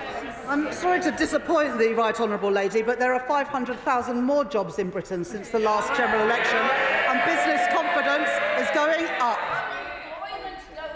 Jeevan Sandhu. Thank you, Madam Deputy Speaker. My constituency of Loughborough, Shepshed and the Villages is in the East Midlands, a region that has been overlooked for too long. That ends today. Firstly, with changes to the Green Book, which we all welcome, more money outside of London. I hope my colleagues don't mind too much. And secondly, over £100 billion of investment. So can the Chancellor please set out how today's investment will get bills down and wages rising in my constituency of Loughborough, Shepshed and the Villages? Chancellor. I thank my honourable friend for welcoming the changes to the Green Book, which will better enable the government to invest and will stop the situation where the Treasury used to wield the Green Book against local communities and the investments that they wanted to make. And this was a good spending review for the East Midlands, as my honourable friend mentioned, with investment in nuclear fusion and also in small modular reactors. And many businesses in those supply chains right across the East Midlands will benefit from that significant investment and the jobs it brings too. Bobby Dean. Thank you, Madam Deputy Speaker. Last year during the mayoral election, Sadiq Khan claimed that a Labour mayor working for the Labour government would be a game changer for the city. But just now he's released a statement criticising the spending review for underfunding the Met Police, failing to invest in our transport infrastructure and potentially making the housing crisis in our capital worse. Was Sadiq Khan wrong to put his trust in this Labour government? Yes. Well, for London today, we have increased the spending power of the police by 2.3% in real terms every year, a record investment in the Affordable Homes Programme to include building new homes in London, free school meals, lifting around 10,000 children in London out of poverty, and much more. We've also backing a third runway at Heathrow and investing in tunnelling to take HS2 to Euston. So this is a good budget for London, but most importantly, it is a good spending review for the whole of the United Kingdom. Alex Baker. Thank you, Madam Deputy Speaker. Can I congratulate the Chancellor on the spending review and welcome both her commitment to defence spending and to us being a defence industrial superpower, which is so vital for my community of Aldershot and Farnborough. This week, my honourable friend for York Outer and I published our report on rewiring British defence finance to support her work to fire up our defence industrial base. As part of this, will the Chancellor support my campaign for a UK-led multilateral defence security and resilience bank to finance our national resilience, support our allies and keep our country safe? I thank my honourable friend for that question, and I also would like to thank her for the work that her and the member for York Outer, my honourable friend for York Outer, have done in making the moral case for financial services firms investing in defence, because it is what keeps our country safe. And as we uplift our defence spending, we do want to get value for money for that. That's why we were pleased in the deal that we did with the EU that we have also secured a defence industrial partnership with the EU. Adrian Ramsey. Thank you, Madam Deputy Speaker. Across the country, people are seeing their health services severely overstretched. School head teachers are faced with having to make cuts. And, of course, the most vulnerable people in society are now facing cuts to disability benefits. The BBC has produced analysis on the Chancellor's statement today, saying that her figures will show a sharp decline in budgets for public services after 2026. So isn't the statement that we've seen today a matter of smoke and mirrors? And will she instead consider the growing call for a wealth tax on the ultra-wealthy so she can raise the tens of billions extra needed to support our public services and restore the much-needed pride and hope in Britain? Not supporting it. It's difficult to know whether the honourable gentleman supports the spending review and the additional money that we put into public services today, or he's against it. The settlement for the NHS is 3% real terms growth a year. For the police, it's 2.3% a year. It's an increase in per pupil funding, as well as real terms increasing for the schools budget. So I'm not exactly sure what his complaint is. Nick Smith. Madam Deputy Speaker, there was a terrible, dangerous coal slip in my constituency last autumn. So the coal tips safety funding that's to be announced today is hugely welcomed. Yeah. It's great to see our Labour government standing up for Wales. Yeah. Looking forward, can the Chancellor please review the miners' staff superannuation scheme? Hard-working families deserve fairness in their retirement. I'm sure she'll give them a fair hearing. Yeah. I thank my honourable gentleman, my honourable friend for that question. I'm really pleased we were able to make this multi-year commitment around coal tips safety. We put in money as a government last year in the spending review, but that was just for 1 year. And what we've been able to do is give certainty that money will be available to do that vital work that is necessary. I thank him for welcoming it. It's a shame that Plaid Cymru did not welcome it. On the issue of miners' pension, my honourable friend has been a staunch supporter of reforms to the miners' pension scheme. We made reforms in the budget last year, but I'll make sure that the relevant minister meets with my honourable friend to discuss what more we can do to ensure a fair pension for miners in retirement. Sarah Olney. Thank you very much, Madam Deputy Speaker. London MPs were hoping to hear more about infrastructure investment in the capital in this spending review today. We are looking for spending on the Bakerloo line extension, the Croydon bottleneck. I even dare to dream that Hammersmith Bridge might one day be fixed. But all we've heard from the Chancellor is her reiterated support for Heathrow expansion. Now, the Chancellor will know that Heathrow expansion is opposed by every political party in the capital, including the Mayor of London. It is not welcome. The negligible economic benefits of expanding Heathrow do not support the massive environmental and noise impacts that it will have on many people across the capital, particularly my constituents in Richmond Park. So can I ask her to look again at her support for Heathrow and consider the greater merits of many other infrastructure projects across London? Thank you. She started that question wanting to be a builder, and she ended that question by being a blocker. I guess that's not surprising, because the Liberal Democrats voted against the planning and infrastructure bill that came through Parliament yesterday, while we on this side of the House supported it because we want to get Britain building to create prosperity and wealth in all of our communities.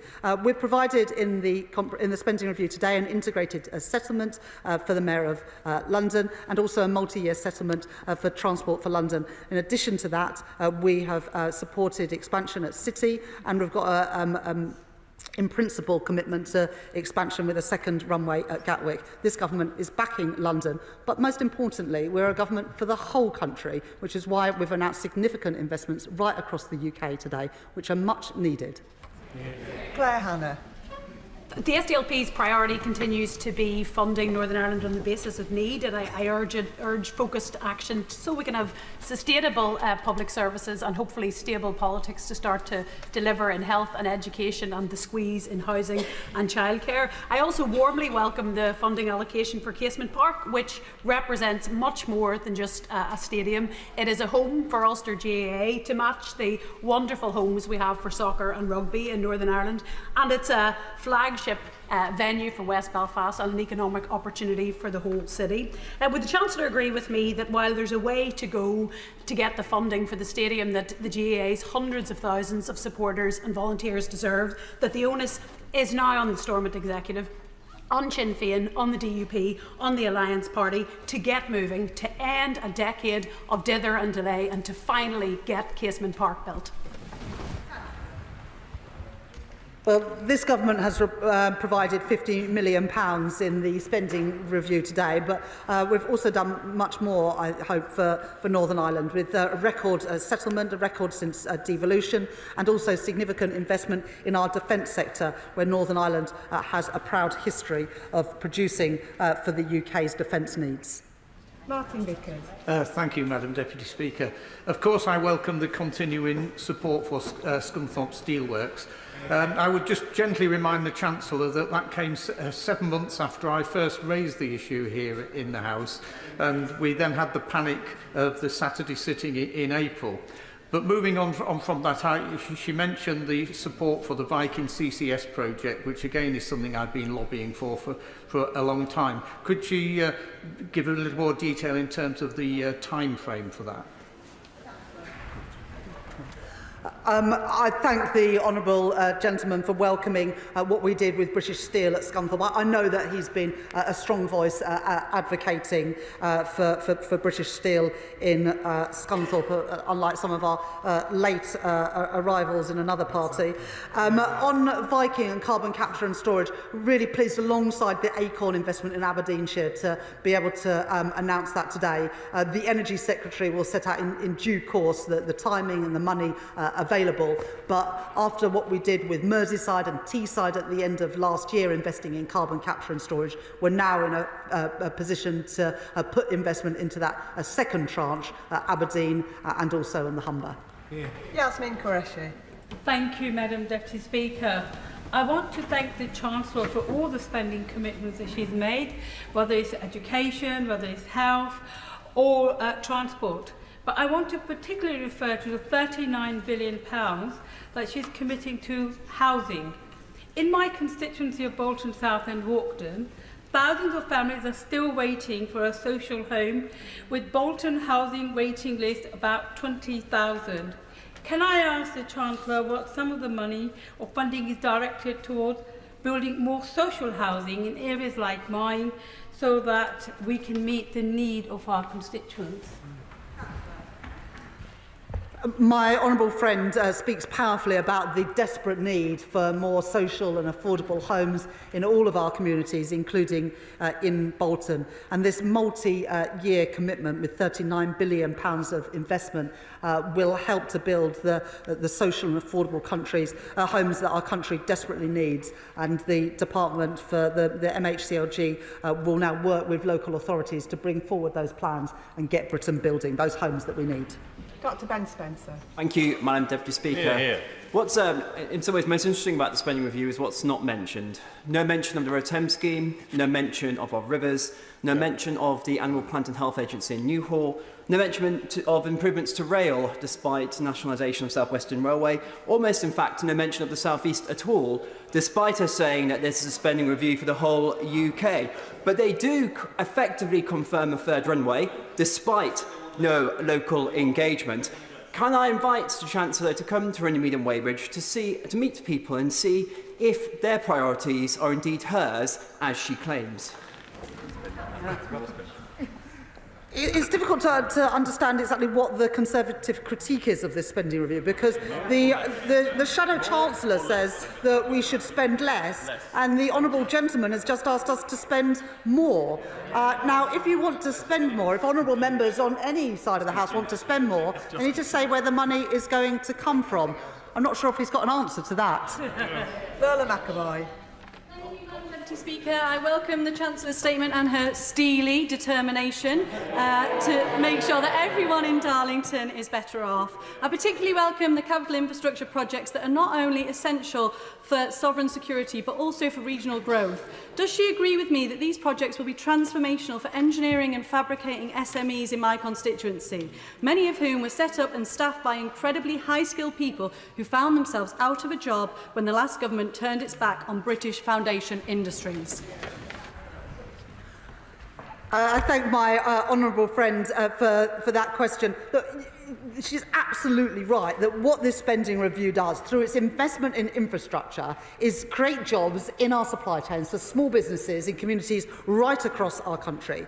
And that investment in some of our foundational industries, like steel, offers real opportunities for good jobs, paying decent wages, good unionised jobs. And I'm really proud to be able to set out that investment and the jobs that young people in Darlington and around the country will be able to access because of the choices we've made today. Chris Coughlin. Thank you, Madam Deputy Speaker.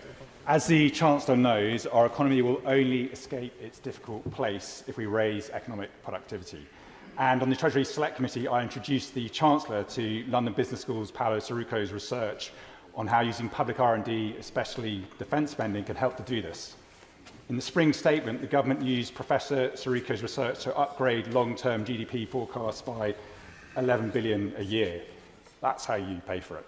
So I strongly welcome the government's commitment to investing in public R&D in the spending review. But how will the Chancellor follow through to ensure that the R&D will be used to crowd in and stimulate public investment, especially from the more innovative, high-tech startups and venture capital firms, which is necessary to realise the potential of Professor Sirruco's research? I thank the honourable gentleman for that question. For every £1 of government investment in R&D, it crowds in £2 of private investment and returns £7 of benefit to the wider economy. That's why we put £86 billion of investment into R&D over the course of this spending review. Imran Hussain. Thank you, Madam Deputy Speaker, and I'm sure people in your constituency, Madam Deputy Speaker, my constituency, my honourable friend for Shipley's constituency, and indeed in the Chancellor's own constituency, will welcome greatly the £2.1 billion in a new tram and in particular a new bus station in Bradford, as well as the billions for social and affordable housing that is much needed. But the Chancellor will know in my constituency over half of all children are still growing up in poverty, which is true of constituencies of many honourable members. Child poverty is not a statistic, it's a national disgrace. and it's as a direct result of 14 years of ideological austerity by those opposite. Today's statement is a step in the right direction, in particular with the announcement of 500,000 more children eligible for free school meals, but frankly it doesn't go far enough. So will the Chancellor tell me what further measures this government will announce to alleviate and finish child poverty, including scrapping the two-child limit which continues to put thousands of children into poverty? I thank my honourable friend for that question, and I appreciate him welcoming the £2.1 billion for West Yorkshire Combined Authority, which will help pay for mass transit to connect Leeds and Bradford, but also Kirklees and Calderdale. In the statement today, we were able to provide money for free school meals for 500,000 children, lifting 100,000 out of poverty, as well as continuing to roll out breakfast clubs and the Warm Homes programme, which will help insulate and bring down the bills for millions of families. In addition, we increased the national living wage by nearly 7%, and the Employment Rights Bill will ensure that more people have security and dignity at work, all part of our plan for change and lifting children and families out of poverty. Sir Gavin Williamson. Thank you, Madam Deputy Speaker. HS2 owns vast swathes of the Staffordshire countryside. In fact, it owns a third of all the properties in the village of Hopton. This is having an enormous impact on residents and causing an enormous blight. Could the Chancellor set out to the House and to so many constituents of mine and right across Staffordshire as to when they're going to know whether the farmers are going to be able to have their land back and whether villagers will be able to return to normal life with people being able to move into those empty houses? Well, I'm sure that the right honourable gentleman has apologised to his constituents for the total mess that the party opposite made of HS2. Now, we're fixing their mess, getting a grip of the costs of that project. But frankly, for the honourable gentleman to raise HS2 after the mess they made of it, it is astounding. Melanie Ward. Thank you, Madam Deputy Speaker. Almost 20 years of the SNP in government in Scotland, and we have 43,000 Fifers on an NHS waiting list, and a growing gap in educational achievement between kids from the richest and poorest areas. Less than 1 year of a Labour UK government, and we are delivering record funding for Scotland, falling energy bills, a pay rise for 8,000 Fifers, new defence jobs in Fife, and an announcement that will be warmly welcomed by my constituents today: new investment in the renewal of Kirkcaldy Town Centre and the potential of our amazing seafront. Does the Chancellor agree that this is the difference a Labour government makes? I thank my honourable friend for that question. And the work that we are doing as a Labour government will reduce inequality. We're giving a pay rise to millions of workers, defence jobs paying a decent wage, GB Energy headquartered in Scotland. And today I've been able to announce additional investment in the seafront in her constituency for the economic benefits that will bring. Robin Swan. Thank you very much, Madam Deputy Speaker. An NHS fit for the future. So can I congratulate the Chancellor and the Health Secretary in that investment in the health service in England. But in that real term spend and the money allocated to Northern Ireland, would the Chancellor encourage the Northern Ireland Executive at a minimum to see that same investment in the health service in Northern Ireland? Because Northern Ireland Executive has been working with single-year budgets since 2016. And would the Chancellor agree that with this SR, it allows them to set a multi-year recurrent budget that allows the transformation of health services and other public services in Northern Ireland? The honourable gentleman makes a really important point, because what we did today wasn't just set out money for next year, but for day-to-day spending, money for the next 3 years, and for capital for the next 5 years. And that is vital wherever you are in the UK, that local councils, devolved administrations, community groups can plan for the future with confidence. And that's what we've done with this spending review. And so I would urge devolved administrations to do similar and make those multi-year settlements to give certainty for the future. Rachel Maskell. Deputy Speaker, despite being the lowest funded unitary authority in the country, we are doing everything possible to drive down inequality in the city, but it stays at 13 years differential.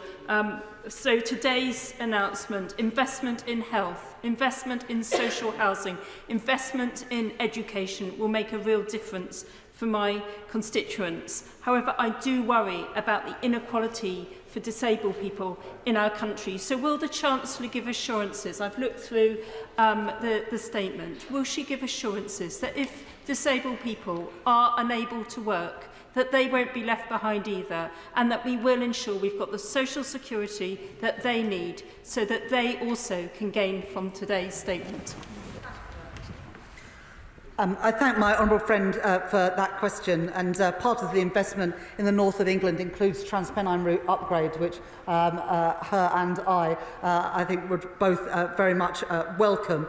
The investments in health and education are important, but of course so too is supporting disabled people, and that's why in the spending review there is £1 billion set aside to help get people back to work, because there are many people who are disabled who are desperate to work if the right support is available. But of course the social security system, the welfare state, must always be there for people who cannot work, and under this Labour government it will be. Adam Dance. Thank you, Madam Deputy Speaker. I heard very little about Somerset. Somerset is facing huge pressure around GP practices, affordable homes, SEND provision, reliable bus services and access to affordable energy. Can the Chancellor promise my constituents that Yeovil will not be overlooked? And does she believe that the decisions announced today leave Somerset Council and the government departments with enough to properly invest in communities in Yeovil? Let me put that right. The people of Somerset will benefit from a 3% uplift in NHS spending. The people of Somerset will benefit from free school meals if they are their children, if they are on universal credit. The people of Somerset will benefit from stronger defences and stronger borders through the investment that we are putting. This is a spending review for the whole country, including people in Yeovil in Somerset. Great girl. Thank you, Madam Deputy Speaker. And the Chancellor visited Birmingham last week, and she knows that the West Midlands region has the talent and the ideas to thrive. A fair settlement in today's spending review isn't just sport, it's a smart investment in Britain's future. Over 26,000 people are on the housing register in Birmingham. So can I thank the Chancellor for doubling investment in the Affordable Homes Programme and the Midlands Rail Hub announcement that I've been campaigning for? And does she agree with me that this will be transformational to deliver a decade of renewal and growth that works for everyone? I thank my honourable friend for that question. And we will build more housing. That's what the investment in the Affordable Homes Grant will achieve. But also it goes alongside transport investment, significant transport investment in the West Midlands and in Birmingham. And I was very pleased that my honourable friend was able to join me in Birmingham last week, where we were able to celebrate investment to extend the metro out to East Birmingham and then to Solihull. Lincoln Job. Thank you, Madam Deputy Speaker. I fear that the Chancellor might... I'd like to thank the Chancellor for her statement, and I fear she may have misunderstood what my friend from Runnymede and Weybridge was asking in reference to the River Thames scheme, because he asked whether the River Thames scheme is included in the 4.2 of Teedale over 3, reference to paragraph 5121 in the statement. And the Chancellor, in reply, said he wants to put expenditure up and won't say where it's coming from. I think both he and I are asking, is the River Thames scheme funded from within the EA's half of it, because Surrey County Council pay the other half, in the 4.2 Teedale that she's announced today? She won't know the answer to that.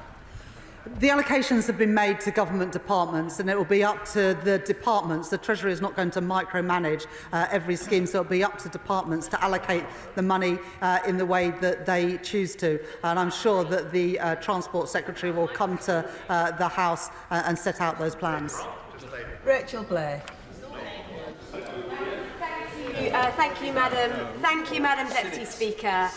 This spending review reports that there will be a report from the Office for Value for Money about temporary accommodation and the terrible waste of money that is going into the poorly procured temporary accommodation. Madam Deputy Speaker, 90,000 children live in temporary accommodation in London.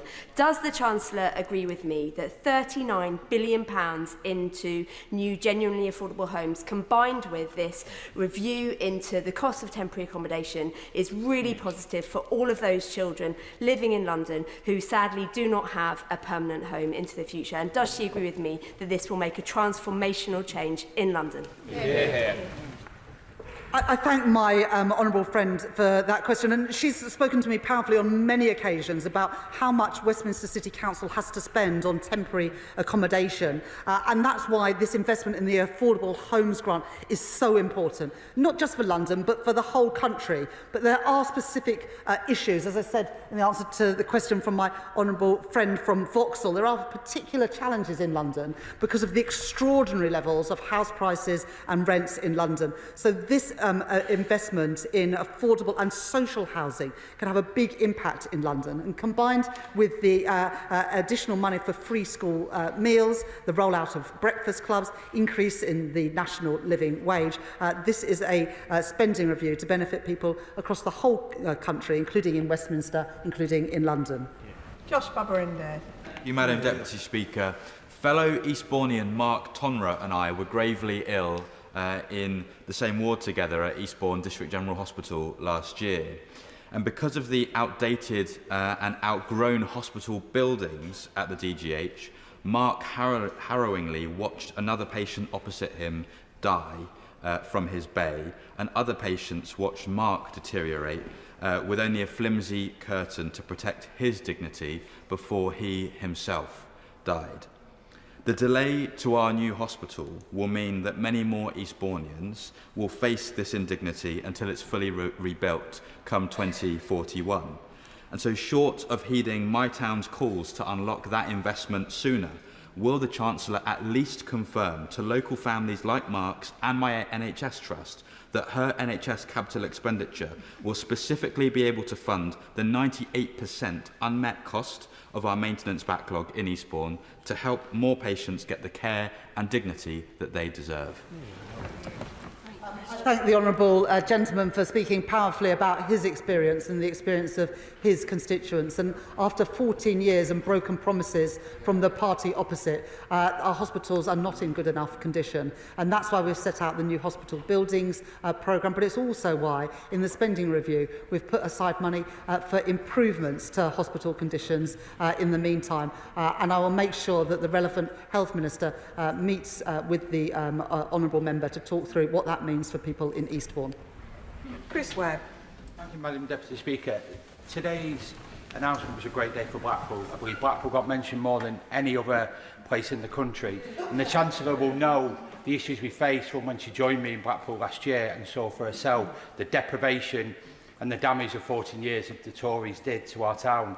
So we should confirm today that this is just the start and the beginning of a new investment for deprived areas like Blackpool and across the country. Now we've got a Labour government and a Labour Chancellor in charge. I thank my honourable friend for that question and how you always passionately argue the case for Blackpool. And yes, there is deprivation in Blackpool, but there is also huge opportunity. And that's why we are backing Blackpool with the investment that we're putting in the spending review today. Jim Allister. Thank you, Madam Deputy Speaker. Why does the Chancellor think it appropriate to pledge £50 million on a preferential basis to a sporting organisation which has a political objective as its first and defining attribute, and which has named some of its sports grounds and its trophies after IRA terrorists who brought such death and destruction to Northern Ireland, while other sporting organisations are required to make do with what they were allocated in 2011. Does the Chancellor not see and agree that £50 million could make a far better contribution to meeting housing need and particularly social sewage infrastructural needs, which in my constituency has brought much of building of new housing to a halt? What is the priority here when matters like that are ignored? Alongside the investment at Casement Park, we've also made a record investment with a record settlement for the Northern Ireland executive in the announcements that we've set out today. In addition to that, substantial investment in the defence sector, including in Northern Ireland. So there is plenty of money going into Northern Ireland. It now needs to be spent wisely. Alex Barris-Curtis. Deputy Speaker. Thank you. And can I commend the Chancellor on her statement and pay tribute to her, to my right honourable friend, the Welsh Secretary, and all my Welsh Labour colleagues for their advocacy for standing up for Wales at this spending review. Can I particularly welcome the investment in coal tips, which will be really important in constituencies across Wales, and in rail. £445 million, turning the tide on 14 years of underinvestment by the 4 Conservatives left on the benches opposite. Can I take the opportunity to use her good offices seeing she is here, given this substantial rail investment that has been announced, whether she will offer her support to a campaign in my constituency for Ely Mill Station to be built. Now that all those stakeholders have the money they need, they can get on with it, can't they? We did announce 2 new railway stations in Wales today with the £445 million, and in the 10-year infrastructure strategy that we'll be publishing next week, we'll be setting out more details of investments right across the UK. And I'm pleased as well that he welcomes the £118 million for that coal tips work, which I know is so important, and so many Welsh Labour MPs have lobbied me about over the last few months. I'm pleased that we can deliver for your communities in Wales. Vicky Slade. Thank you, Madam Deputy Speaker. I declare my interest as a sitting councillor. I know that local government will be pleased to see that there is an increase in spending and to have that clarity. But one area alongside social care which will sink councils is an area we have no clarity on. And that is the statutory override on special educational needs, which was promised time and time again, and we were hanging our hats on having it today. Can the Chancellor tell us what is happening, and can we give security to councils on special educational needs?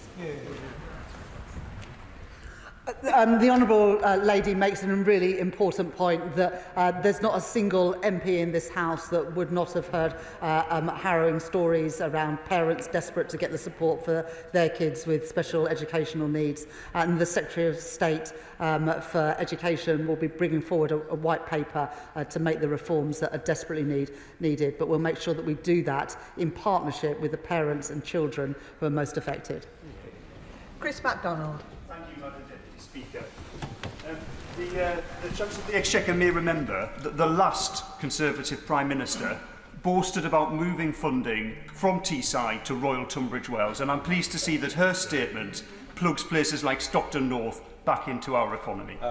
Can I thank the Chancellor of the Exchequer for agreeing to make Stockton Central one of the trailblazer areas, investing in our local facilities and also tackling fly tipping and graffiti. And does she agree with me that this statement shows that our Labour government is providing jobs for working people, providing homes for working people, and providing opportunities for our young people?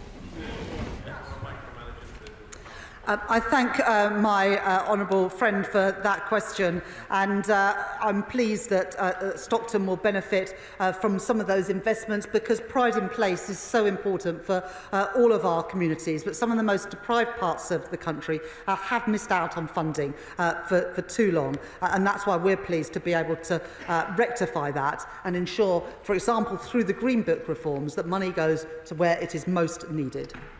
Sammy Wilson. Madam Deputy Speaker, and can I first of all welcome the fact that, at least in real terms, the Northern Ireland budget has been maintained over the spending period, though I would point out to the Chancellor that a 0.5% real increase will not enable the Northern Ireland Executive to match the real increase in spending in health and policing, which will be taking place in the rest of the United Kingdom. But could I emphasise again the preference that she has given in this budget to money for a GAA ground? In blundering into this issue, she has given to the Executive a massive financial headache because she requires the £50 million to be matched by funding elsewhere, requiring the Executive to find about £200 million to make up the deficit, raising expectations and, I believe, creating tension within the Executive as a result of this decision. And I think that it was wrong for her to try and interfere in the minutiae of spending of the Executive in this way. On a general point, I think that maybe in the autumn, many people who will welcome the headlines today will be regretting the tax increases that they're going to face to pay for the announcements today. Well, the announcements today are all within the envelope that I've already set out through the tax increases and the changes to the fiscal rules in the autumn and then the decisions in the spring statement. All we have done today is allocate the envelope that we already set out. As I said at the time, public services would now need to live within the means that we set at that budget. This does not spend a single penny more or a single penny less than the money that was already allocated. And on the specific issue that he's raised, I'm very happy to pass on what he said to the Northern Ireland Secretary and to ensure that there's a meeting between the relevant Minister and the relevant Members of Parliament. Andy McNair. Thank you, Madam Deputy Speaker. I wholeheartedly welcome this statement. It's a true Labour package that backs Britain, reverses years of declinism and the party's opposite. They seem to have given up on Britain. But I also particularly welcome... Well, yes, declinism on the very benches. But I also particularly welcome the results of the Green Book review. This will get investment into the places that need it most. And in this regard, will the Chancellor agree with me that whilst it is big projects and city schemes that will get the headlines, it's absolutely vital that the full benefits of renewal are felt in small towns, like those that make up my constituency of Rosendale and Darwin, and that these previously left behind places must be at the forefront of our thinking as we develop local transport and infrastructure delivery plans. I thank my honourable friend for his question. He's one of the many MPs who has spoken to me about the need to reform the Green Book, and I thank him for feeding in his concerns about the ways in which the Treasury has previously looked at requests for investment. And I'm pleased that for the people of Rosendale and Darwin that we can start making a difference to those communities that were forgotten about for 14 years under the Conservatives. I was also very pleased to be in his constituency at the end of last year to open the 100th banking hub on a local high street in his community. John Milne. Thank you, Madam Deputy Speaker. I welcome the Government's decision to widen access to free school meals, a long-standing Liberal Democrat policy. But Castlewood Primary School, in my constituency of Horsham, tell me that they are currently losing 56p for every single meal they provide. Will the Chancellor undertake to fully fund school meals, or else is she asking schools to choose between teaching and eating? I'm really pleased that what we've set out today will lift 100,000 children out of poverty by providing free school meals to an additional 500,000 children. Real terms funding for schools is increasing. Real terms of funding per pupil is increasing to ensure that schools are able to provide these free school meals and the teaching that our children need. Matt Bishop. Thank you, Madam Deputy Speaker. Can I thank the Chancellor for the announcement today of the extra funding for crumbling schools. As we know, schools across the country have been left to fail under the last 14 years of the previous government. Can I ask the Chancellor how establishments such as Forest High School in my constituency, that is literally crumbling day by day and at serious risk of closure, can access those vital funds needed to remain that we can provide the service required for students in the Forest of Dean?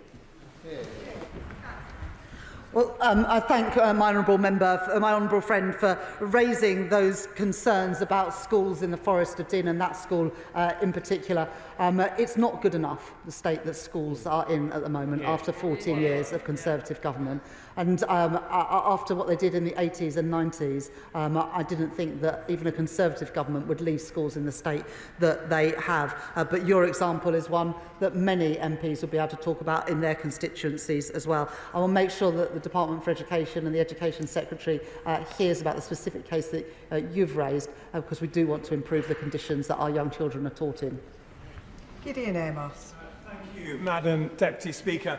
I thank the Chancellor for her statement. As well as freeing people up by tackling a social care crisis, the real way to get growth that we all want to see in this country is a target for publicly funded social homes, albeit I welcome the funding that has been found for housing, and funding for the infrastructure that communities want to see, which will unlock tens of thousands of homes. Wellington and Columpton Stations project was something I raised with the Chancellor last summer, and she said at the dispatch box that it would be going ahead because it had started. That project will bring £180 million of growth to the Cardiff-Bristol-Exeter corridor and generate hundreds of new jobs. Are my constituents right, and a genuine question to the Chancellor, are my constituents right to be dismayed that there is no mention of any South West projects in the statement today? Well, last week we set out additional money for the Mayor for the West of England, and we've also announced today a fourfold increase in local transport funding, which is something that will be available for communities across the country. But the Honourable Member says that he wants to grow the economy. It's very disappointing then that the Liberal Democrats voted against the Planning and Infrastructure Bill yesterday, which will do exactly that. Yuan Yang. Thank you, Madam Deputy Speaker. I strongly congratulate the Chancellor for the impact she's already had by reforming the way the Treasury works, in particular to unlock the capital investment that we need for the future of our economy. I also commend her for her commitment to our future generations through her funding for schools and extension of free school meals. Will the Chancellor continue to work with the Treasury to change the way that it appraises the benefits of human capital investment to ensure that there is sufficient funding, particularly for early intervention into SEND, particularly for local authorities like mine in Reading and Wokingham? I thank my honourable friend for welcoming the reform we've brought in at the Treasury, the reform to the fiscal rules to unlock money for investment, the reform with financial transactions to enable more money to be spent through public finance institutions, and particularly the reform of the Green Book. My honourable friend is absolutely right to mention the importance of human capital, and that's why in the spending review today we've announced a significant investment in skills and also in ensuring that children are ready for schools through investment in the early years. Will Foster. Thank you, Madam Deputy Speaker. As the MP for Woking, I represent the most bankrupt and indebted local authority in the country. Therefore, I was very disappointed that it appeared the Chancellor didn't mention councils or local government once in her statement. I am more disappointed in the detail of the statement that the government is only investing an extra 1.1% in local government next year and the year after. What does the Chancellor say to councils across the country and to my constituents of Woking to justify that lack of investment? Well, that's real terms increases in spending every year that this Labour government are giving to local authorities, and that compares to the Conservative Liberal Democrat administration from 2010 to 2015 that cut real spending by 2.9% every year. So I'm much happier to stand on my record as Chancellor than what the Liberal Democrats did when they had a chance of being in government. Anna Dixon. I'd like to thank the Chancellor for listening to the priorities of people in my constituency of Shipley and across the country and investing in our schools. It was great to see examples of the free breakfast clubs in action at Belden Glen and Beckfoot Priestthorpe recently. And I'm delighted to hear today that the Labour government will be putting some £2.3 billion to fix our crumbling schools. I visited Eldwick Primary School, where pupils were being taught in a temporary building with half their school out of action due to RAC. So can the Chancellor reassure those pupils in Eldwick that they can finally get back to their classrooms?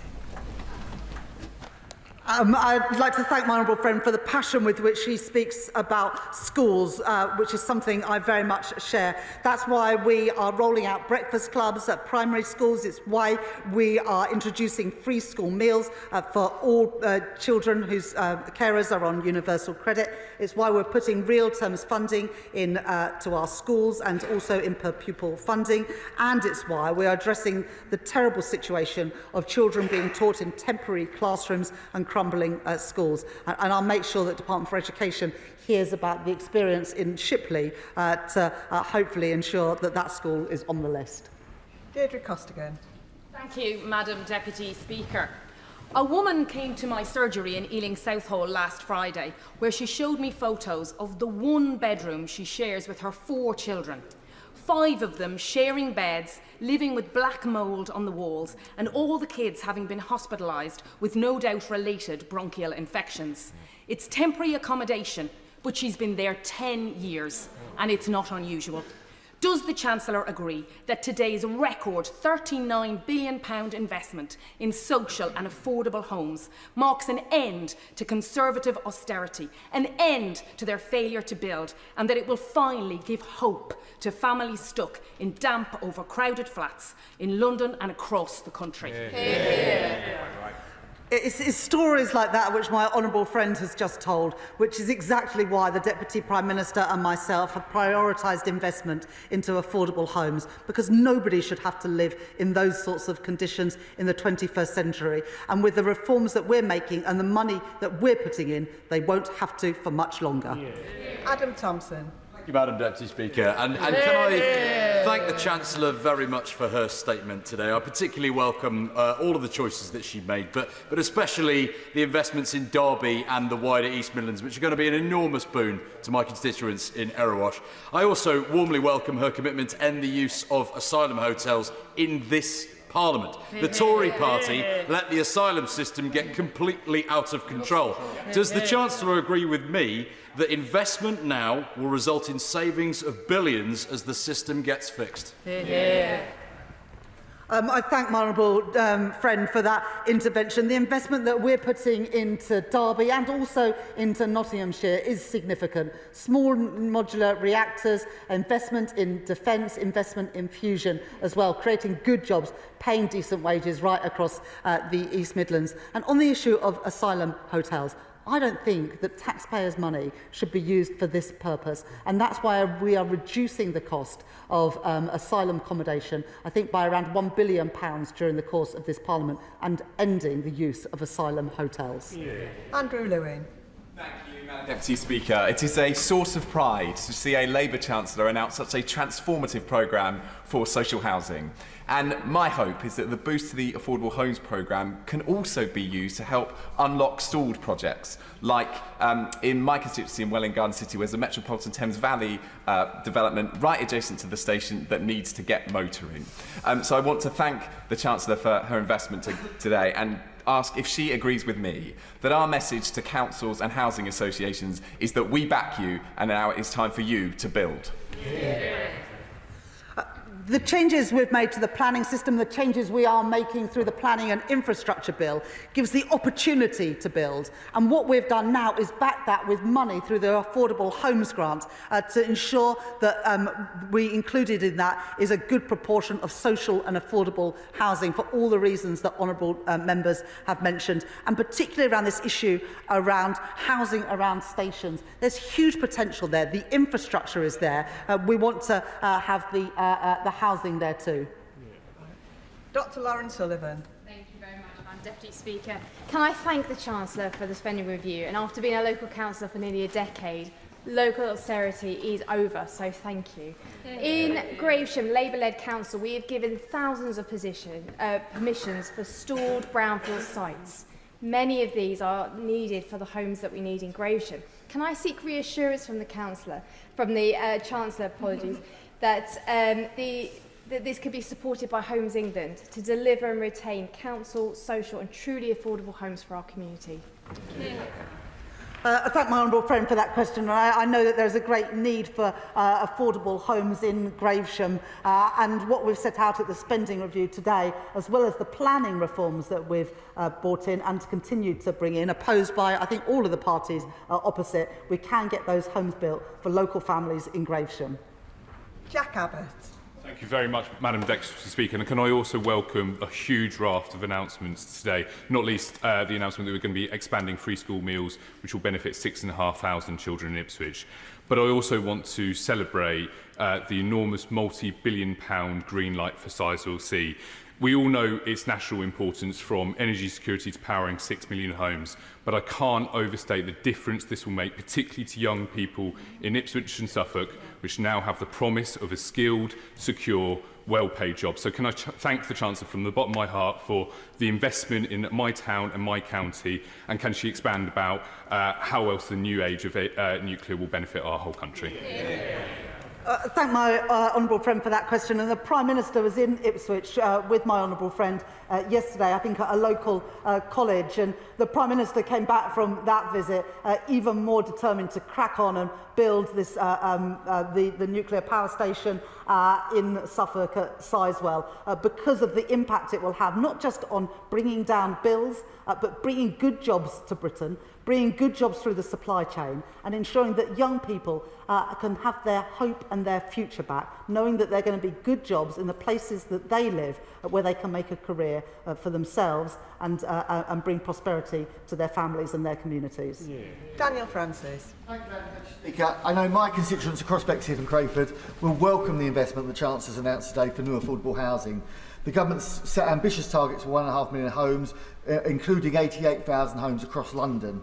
To reach these targets, alongside investment in affordable homes, we'll need investment in new transport infrastructure, projects like the DLR extension to Thamesmead, which is forecasted to unlock up to 40,000 new homes in brownfield sites across 2 of the most deprived boroughs in London. So can the Chancellor reaffirm the government's support for this important project and commit to providing funding for it?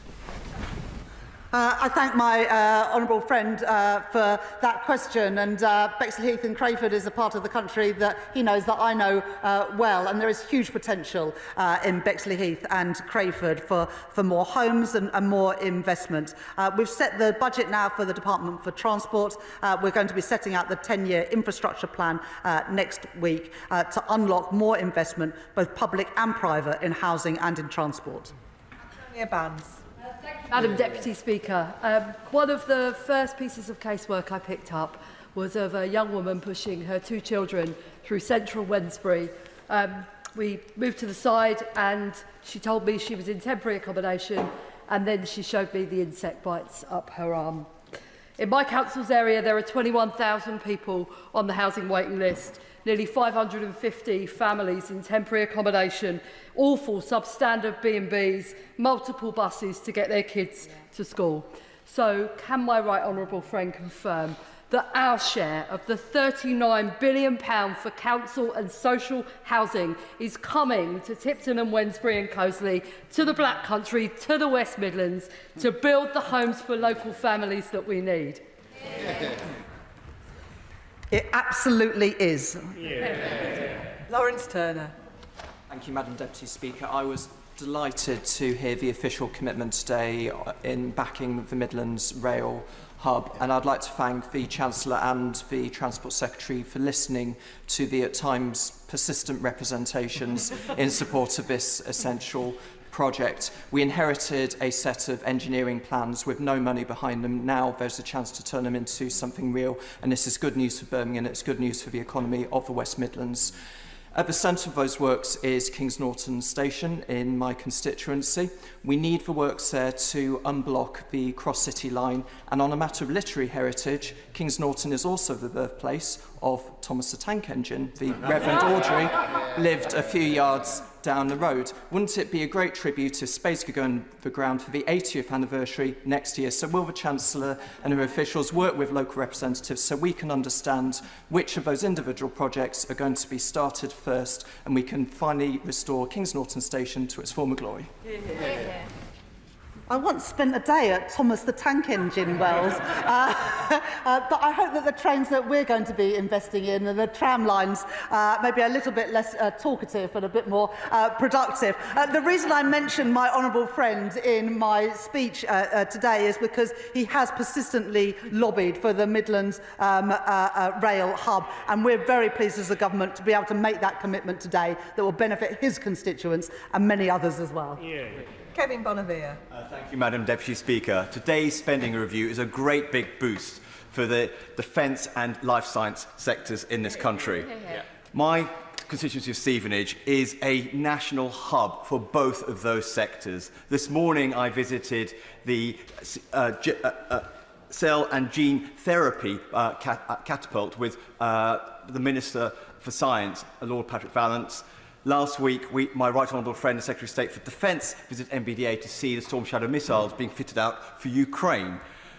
Today's extra investment will be a great big welcome in my town of Stevenage.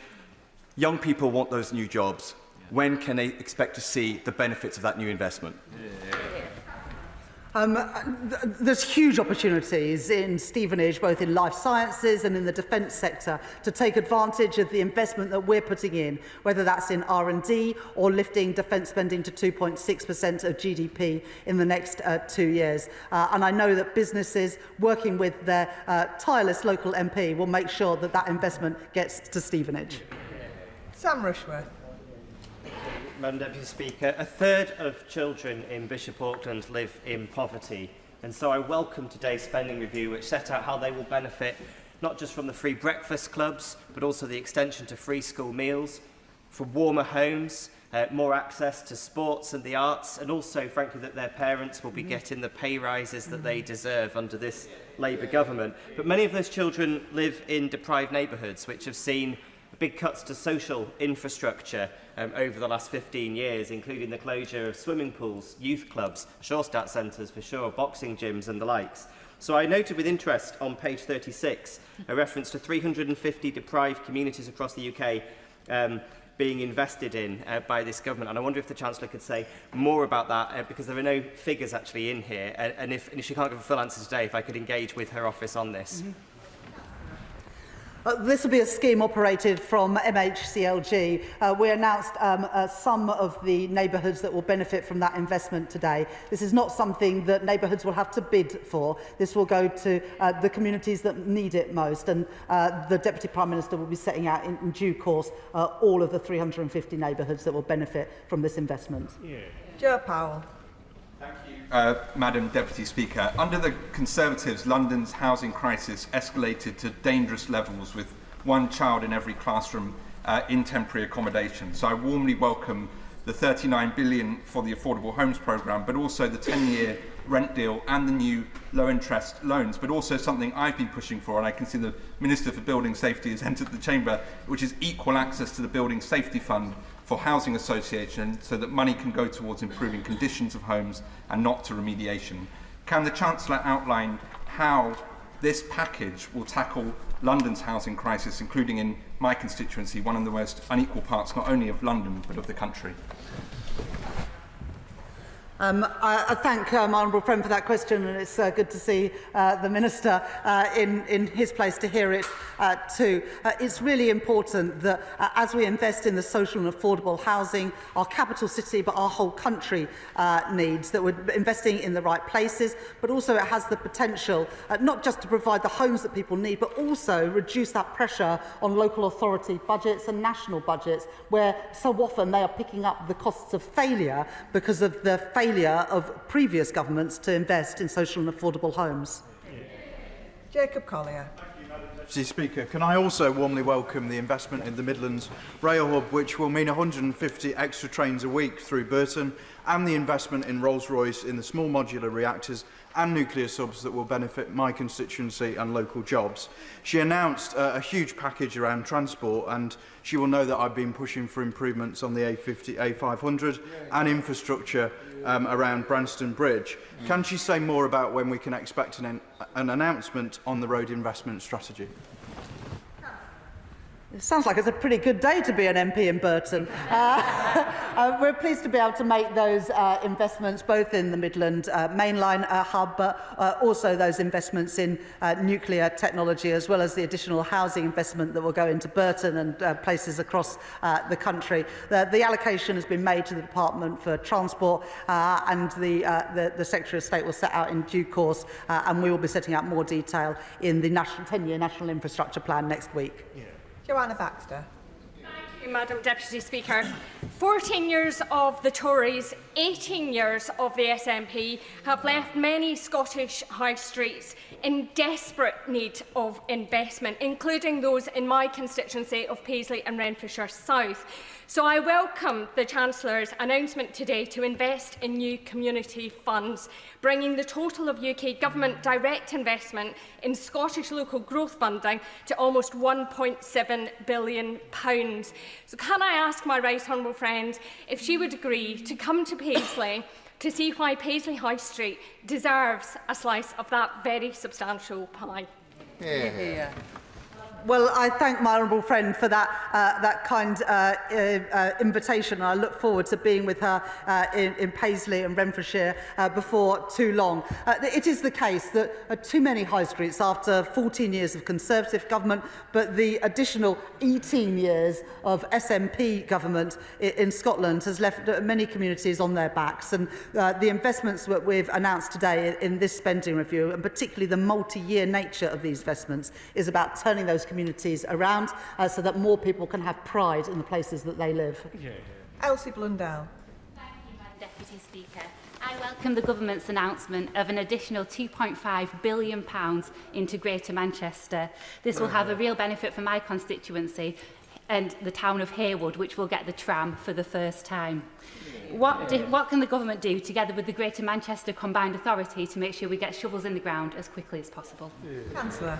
I thank my honourable friend for that question, but I would also like to thank her for the lobbying that she did. Because of the efforts of my honourable friend, Haywood will now get that metro station, and working together with the Mayor of Greater Manchester, we will ensure that those spaces are in the ground quickly so that her constituents can benefit from this additional investment that this government is putting in. Dr Zabir Ahmed. Madam Deputy Speaker, it's clear from my right honourable friend's statement today that she understands Scotland and she has left no stone unturned in backing Scotland's economy. But my right honourable friend's ambition, unfortunately, despairingly, is not matched by the SNP government in Holyrood. So will she join me in urging the SNP government to end their ideological blockade on the defence industry, on the nuclear industry, so that finally my constituents in Glasgow South West can access the skills, the jobs and the prosperity that this Labour government is investing in? Chancellor. In the statement today, we were able to announce investment in Acorn in Aberdeenshire, investment in Great British Energy, headquartered in Scotland, and of course substantial investment in defence, £11 billion extra by the end of the spending review period to keep our country, keep our continent of Europe safe. Scotland and Glasgow has a proud tradition in defence sectors, but an ambition that's not matched by the SNP government. This Labour government is backing defence across the whole UK, including in Scotland. Amanda Martin. Deputy Speaker, I'd like to thank the Chancellor for listening to me on behalf of Portsmouth residents in today's review. Be that in commitment to investment in building British in our defence sector, backing our SMEs, investing in our country's securities and investment in our Royal Navy base. Or investment in our NHS, investment in education, young people and indeed across our public services. And something really important to my constituency is housing. With £39 billion affordable housing pot and a local growth funding targeted to reach 100 communities, under Labour there is now a real chance to address housing needs in Portsmouth. Madam Deputy Speaker, I'd like to ask the Chancellor how I can work with her and the Deputy Prime Minister to ensure this ambitious investment is wholeheartedly embraced by my Lib Dem Council, so we can ensure that they are as ambitious as we are for Portsmouth people, and so we can finally see action, Madam Deputy Speaker, and finally see much-needed homes for the people of Pompey. Chancellor. I thank my honourable friend for that question, and I think the whole House pays tribute to the people of Portsmouth and their commitment to our country's defence. On affordable housing, well, look, in the Planning and Infrastructure Bill and the planning reforms we've already announced, we're enabling the building of these homes. And what we're doing today with the £39 billion is putting the money there so that we can build social and affordable homes. But it is disappointing that Liberal Democrats don't back our planning and infrastructure reforms, because unless you back those, it is very hard to get Britain building again and very hard to build the 1.5 million homes that people in Portsmouth and our country desperately need.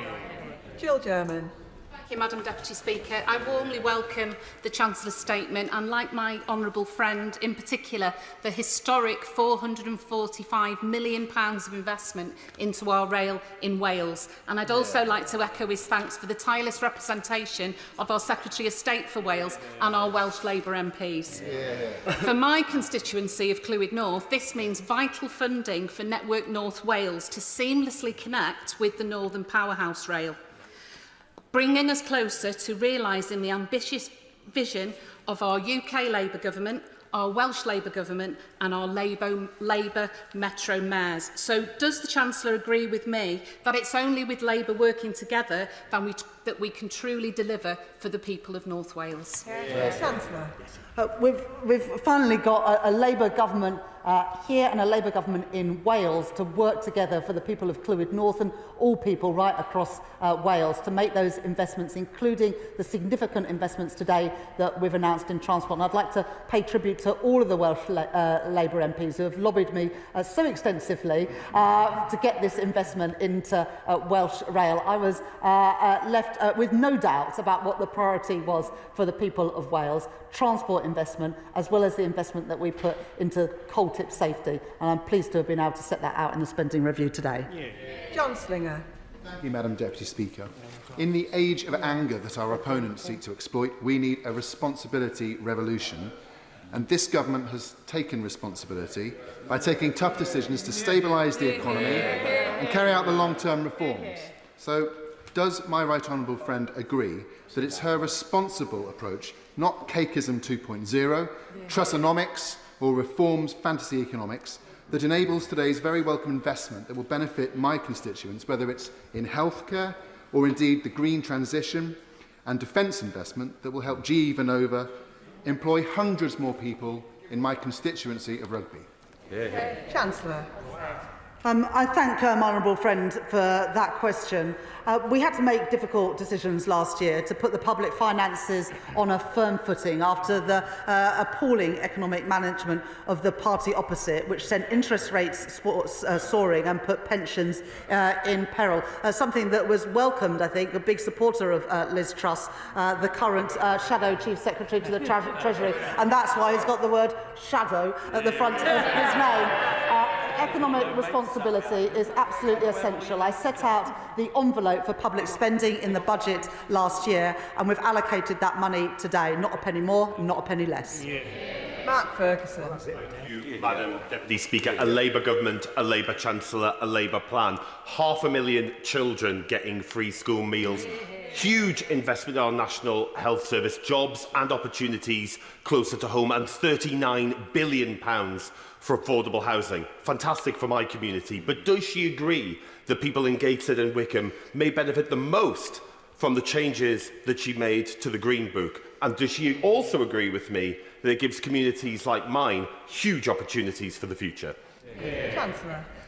My honourable friend has been a big advocate of reforms to the Green Book, and we're pleased to be able, after setting up that consultation in January, announce those changes today to get more investment in places including in the north of England, in Gateshead and Wickham. But my honourable friend is also a big champion for free school meals, and I'm really pleased that in this spending review 500,000 more children will get free school meals, lifting 100,000 children out of poverty.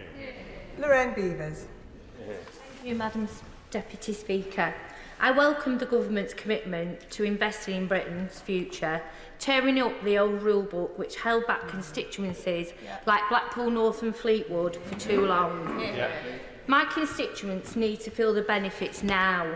We need better transport infrastructure, including our train line reopened, and more jobs. Can the Chancellor confirm that Blackpool North and Fleetwood will get the attention the party opposite refused to pay it? I thank my honourable friend for that question, and Blackpool will benefit from the Affordable Homes Programme, from the free school meals for children, from the rollout of breakfast clubs, but also stands to benefit from the increase in the local transport grant, which we're increasing fourfold compared to the plans we inherited from the party opposite. Jim Dixon. Thank you, Madam Deputy Speaker. People in my constituency of Dartford will hugely welcome today's statement, not just for the investment in public services, so in schools, in the NHS and in new homes, but also the commitment to investment in transport infrastructure, because people in Dartford are sick and tired of living in terrible congestion caused by the Dartford crossing, but also due to the collapsed Galley Hill Road in Swanscombe. So can the Chancellor reassure me that not only will families be better off in Dartford as a result of the spending review, but also it will help to get Dartford moving? You've got the I thank my honourable friend for that question. And in January this year, I did give this government's backing to the Lower Thames crossing. We've set out the allocation for the Department for Transport and the Secretary of State for Transport, and the 10-year infrastructure plan will set out more detail in due course. Yeah. Claire Hughes. Deputy Speaker, can I thank the Chancellor for her statement and for what is a record-breaking settlement for the Welsh Government to invest in public services in Wales. Right. On rail, so I understand that the honourable member opposite might not be happy with the announcement, but I'm sure that my constituents in Bangor Aberconwy, as well as those of my constituency neighbour for Clwyd North, will be absolutely delighted. They rely on the North Wales Main Line to get to work. So will the Chancellor agree with me that investment in rail is about so much more than trains and tracks? It's about connecting people across Wales with opportunities and jobs. Chancellor. I thank my honourable friend for that question and also for making those representations to myself and to the Secretary of State for Transport of the importance of better rail connections so that people in Bangor and Aberconwy and across North Wales can better access good jobs and public services. And that's why we've put that £445 million in at the spending review today. And the final question, Gregor Poynton. Thanks all for staying. Thank you, Madam Deputy Speaker. I warmly welcome the Chancellor's statement today. It shows that this Labour Government is investing in Scotland's renewal, and I particularly welcome the funding allocation for the Acorn Capture Storage project. It is a project that will unlock billions of pounds of private investment and create high-quality jobs in Scotland. I can ask then the Chancellor how this will create jobs in my constituency of Livingston and also support sites like Grangemouth to thrive. Chancellor. I thank my honourable friend for that question. And after backing Teesside and Merseyside for carbon capture and storage last year, we're really pleased today to be able to announce the tranche 2 of carbon capture and storage with backing for both Acorn and Viking. And we will crack on and get that investment to Aberdeenshire, as well as the investment that we're putting into Great British Energy. We know the huge potential that Scotland has to contribute to those jobs and industries of the future, whether that's in energy security, defence and so much more. And that's why we are backing Scotland with this spending review. That concludes the statement. Point of order, Liz Saville-Roberts. And I have endeavoured to contact the Minister as well. During Wales questions, the Secretary of State accused me of unintentionally misleading the House when I raised concerns about the reclassification of the East-West Oxford to Cambridge rail line as an England and Wales project, thereby denying Wales its full share of consequential funding. She claimed that the previous classification as England only was merely, and I quote, a Conservative publishing error, and insisted all heavy rail projects would now be classified in such a way so as to deny funding, of course, to Wales. To my surprise, however, the 2025 Statement of Funding Policy still lists the Oxford and Cambridge line as England only. This contradicts the Secretary of State's assertion and raises questions about the accuracy of her comments in the House. What steps should I take when I have been effectively accused of misleading the House, yet Treasury documents suggest that it is the Secretary of State who has done so? I thank the honourable member for giving notice of her point of order. The Chair is not responsible for the content of members' speeches. However, the Treasury front bench have heard the honourable member's point of order, and I am sure that the Secretary of State will seek to correct the record if necessary. Point of order. Point of order, Jim Allister. Thank you, Madam Deputy Speaker. The whole House, as I am, will be appalled by the grotesque and wanton violence which has afflicted Ballymena in my constituency, and also appalled by the sexual assault on a young 14-year-old girl. There can be no excuse for the resulting violence. However, the government must be aware of underlying tensions produced by uncontrolled and often undocumented immigration. In that regard, would it be in order to ask that the government should make a statement to this House in what it is going to do to constrain the flow of migrants who legitimately travel under freedom of movement from one EU country to another, in this case into the Republic of Ireland, and then pass unchecked from the Republic of Ireland into Northern Ireland, which has been a contributor, particularly in respect of Romas, it would seem, as to the concentration and the problem that has consequently resulted. None of that excuses violence, but it is a matter of concern to many. So can I ask, how can I obtain a statement from the government as to how it proposes to address that gap in our controlling who comes and who goes from our own country?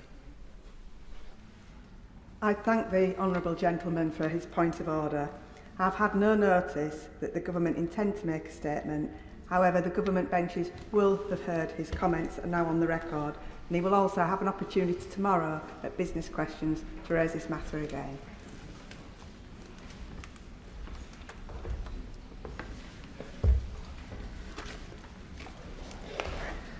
We now come on to the presentation of bills. Presentation of Bill, Mr. Richard Holden.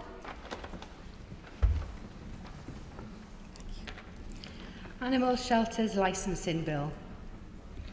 Second reading what day? Friday the 20th of June. Friday the 20th of June. We now go on to the 10-minute rule motion. Letterboxes positioning. Annalise Midgley. Madam Deputy Speaker, I beg to move that leave be given to bring in a bill to amend building regulations to require letterboxes in new buildings and front doors to be positioned in accordance with British Standard EN 13724/2013. Madam Deputy Speaker, this government says it wants to raise standards and focus on delivery. So I have got a perfect bill for them. It's the letterbox positioning bill. Last Christmas, I visited the Royal Mail delivery office in my constituency in Huyton. I watched our posties working flat out, and it really hit home how hard they work, whatever the weather, whatever the conditions. And I asked, what could I do to help? They said, sort out those low-level letterboxes. Because they're worried that one of these days, one of them could get a life-changing injury, just doing their job. Like Lancaster postie, Anthony Quinn, who lost the top of his finger after a dog lunged through a letterbox and bit him. He was just doing his job, delivering the post. Or like South London postie, Andrew Burge, who was attacked through a letterbox by a dog that locked onto his hand and wouldn't let go. He suffered serious damage to his ring finger. He was just doing his job, delivering the post. Or like Wakefield postie, Elaine White, who lost the top of her finger in another attack.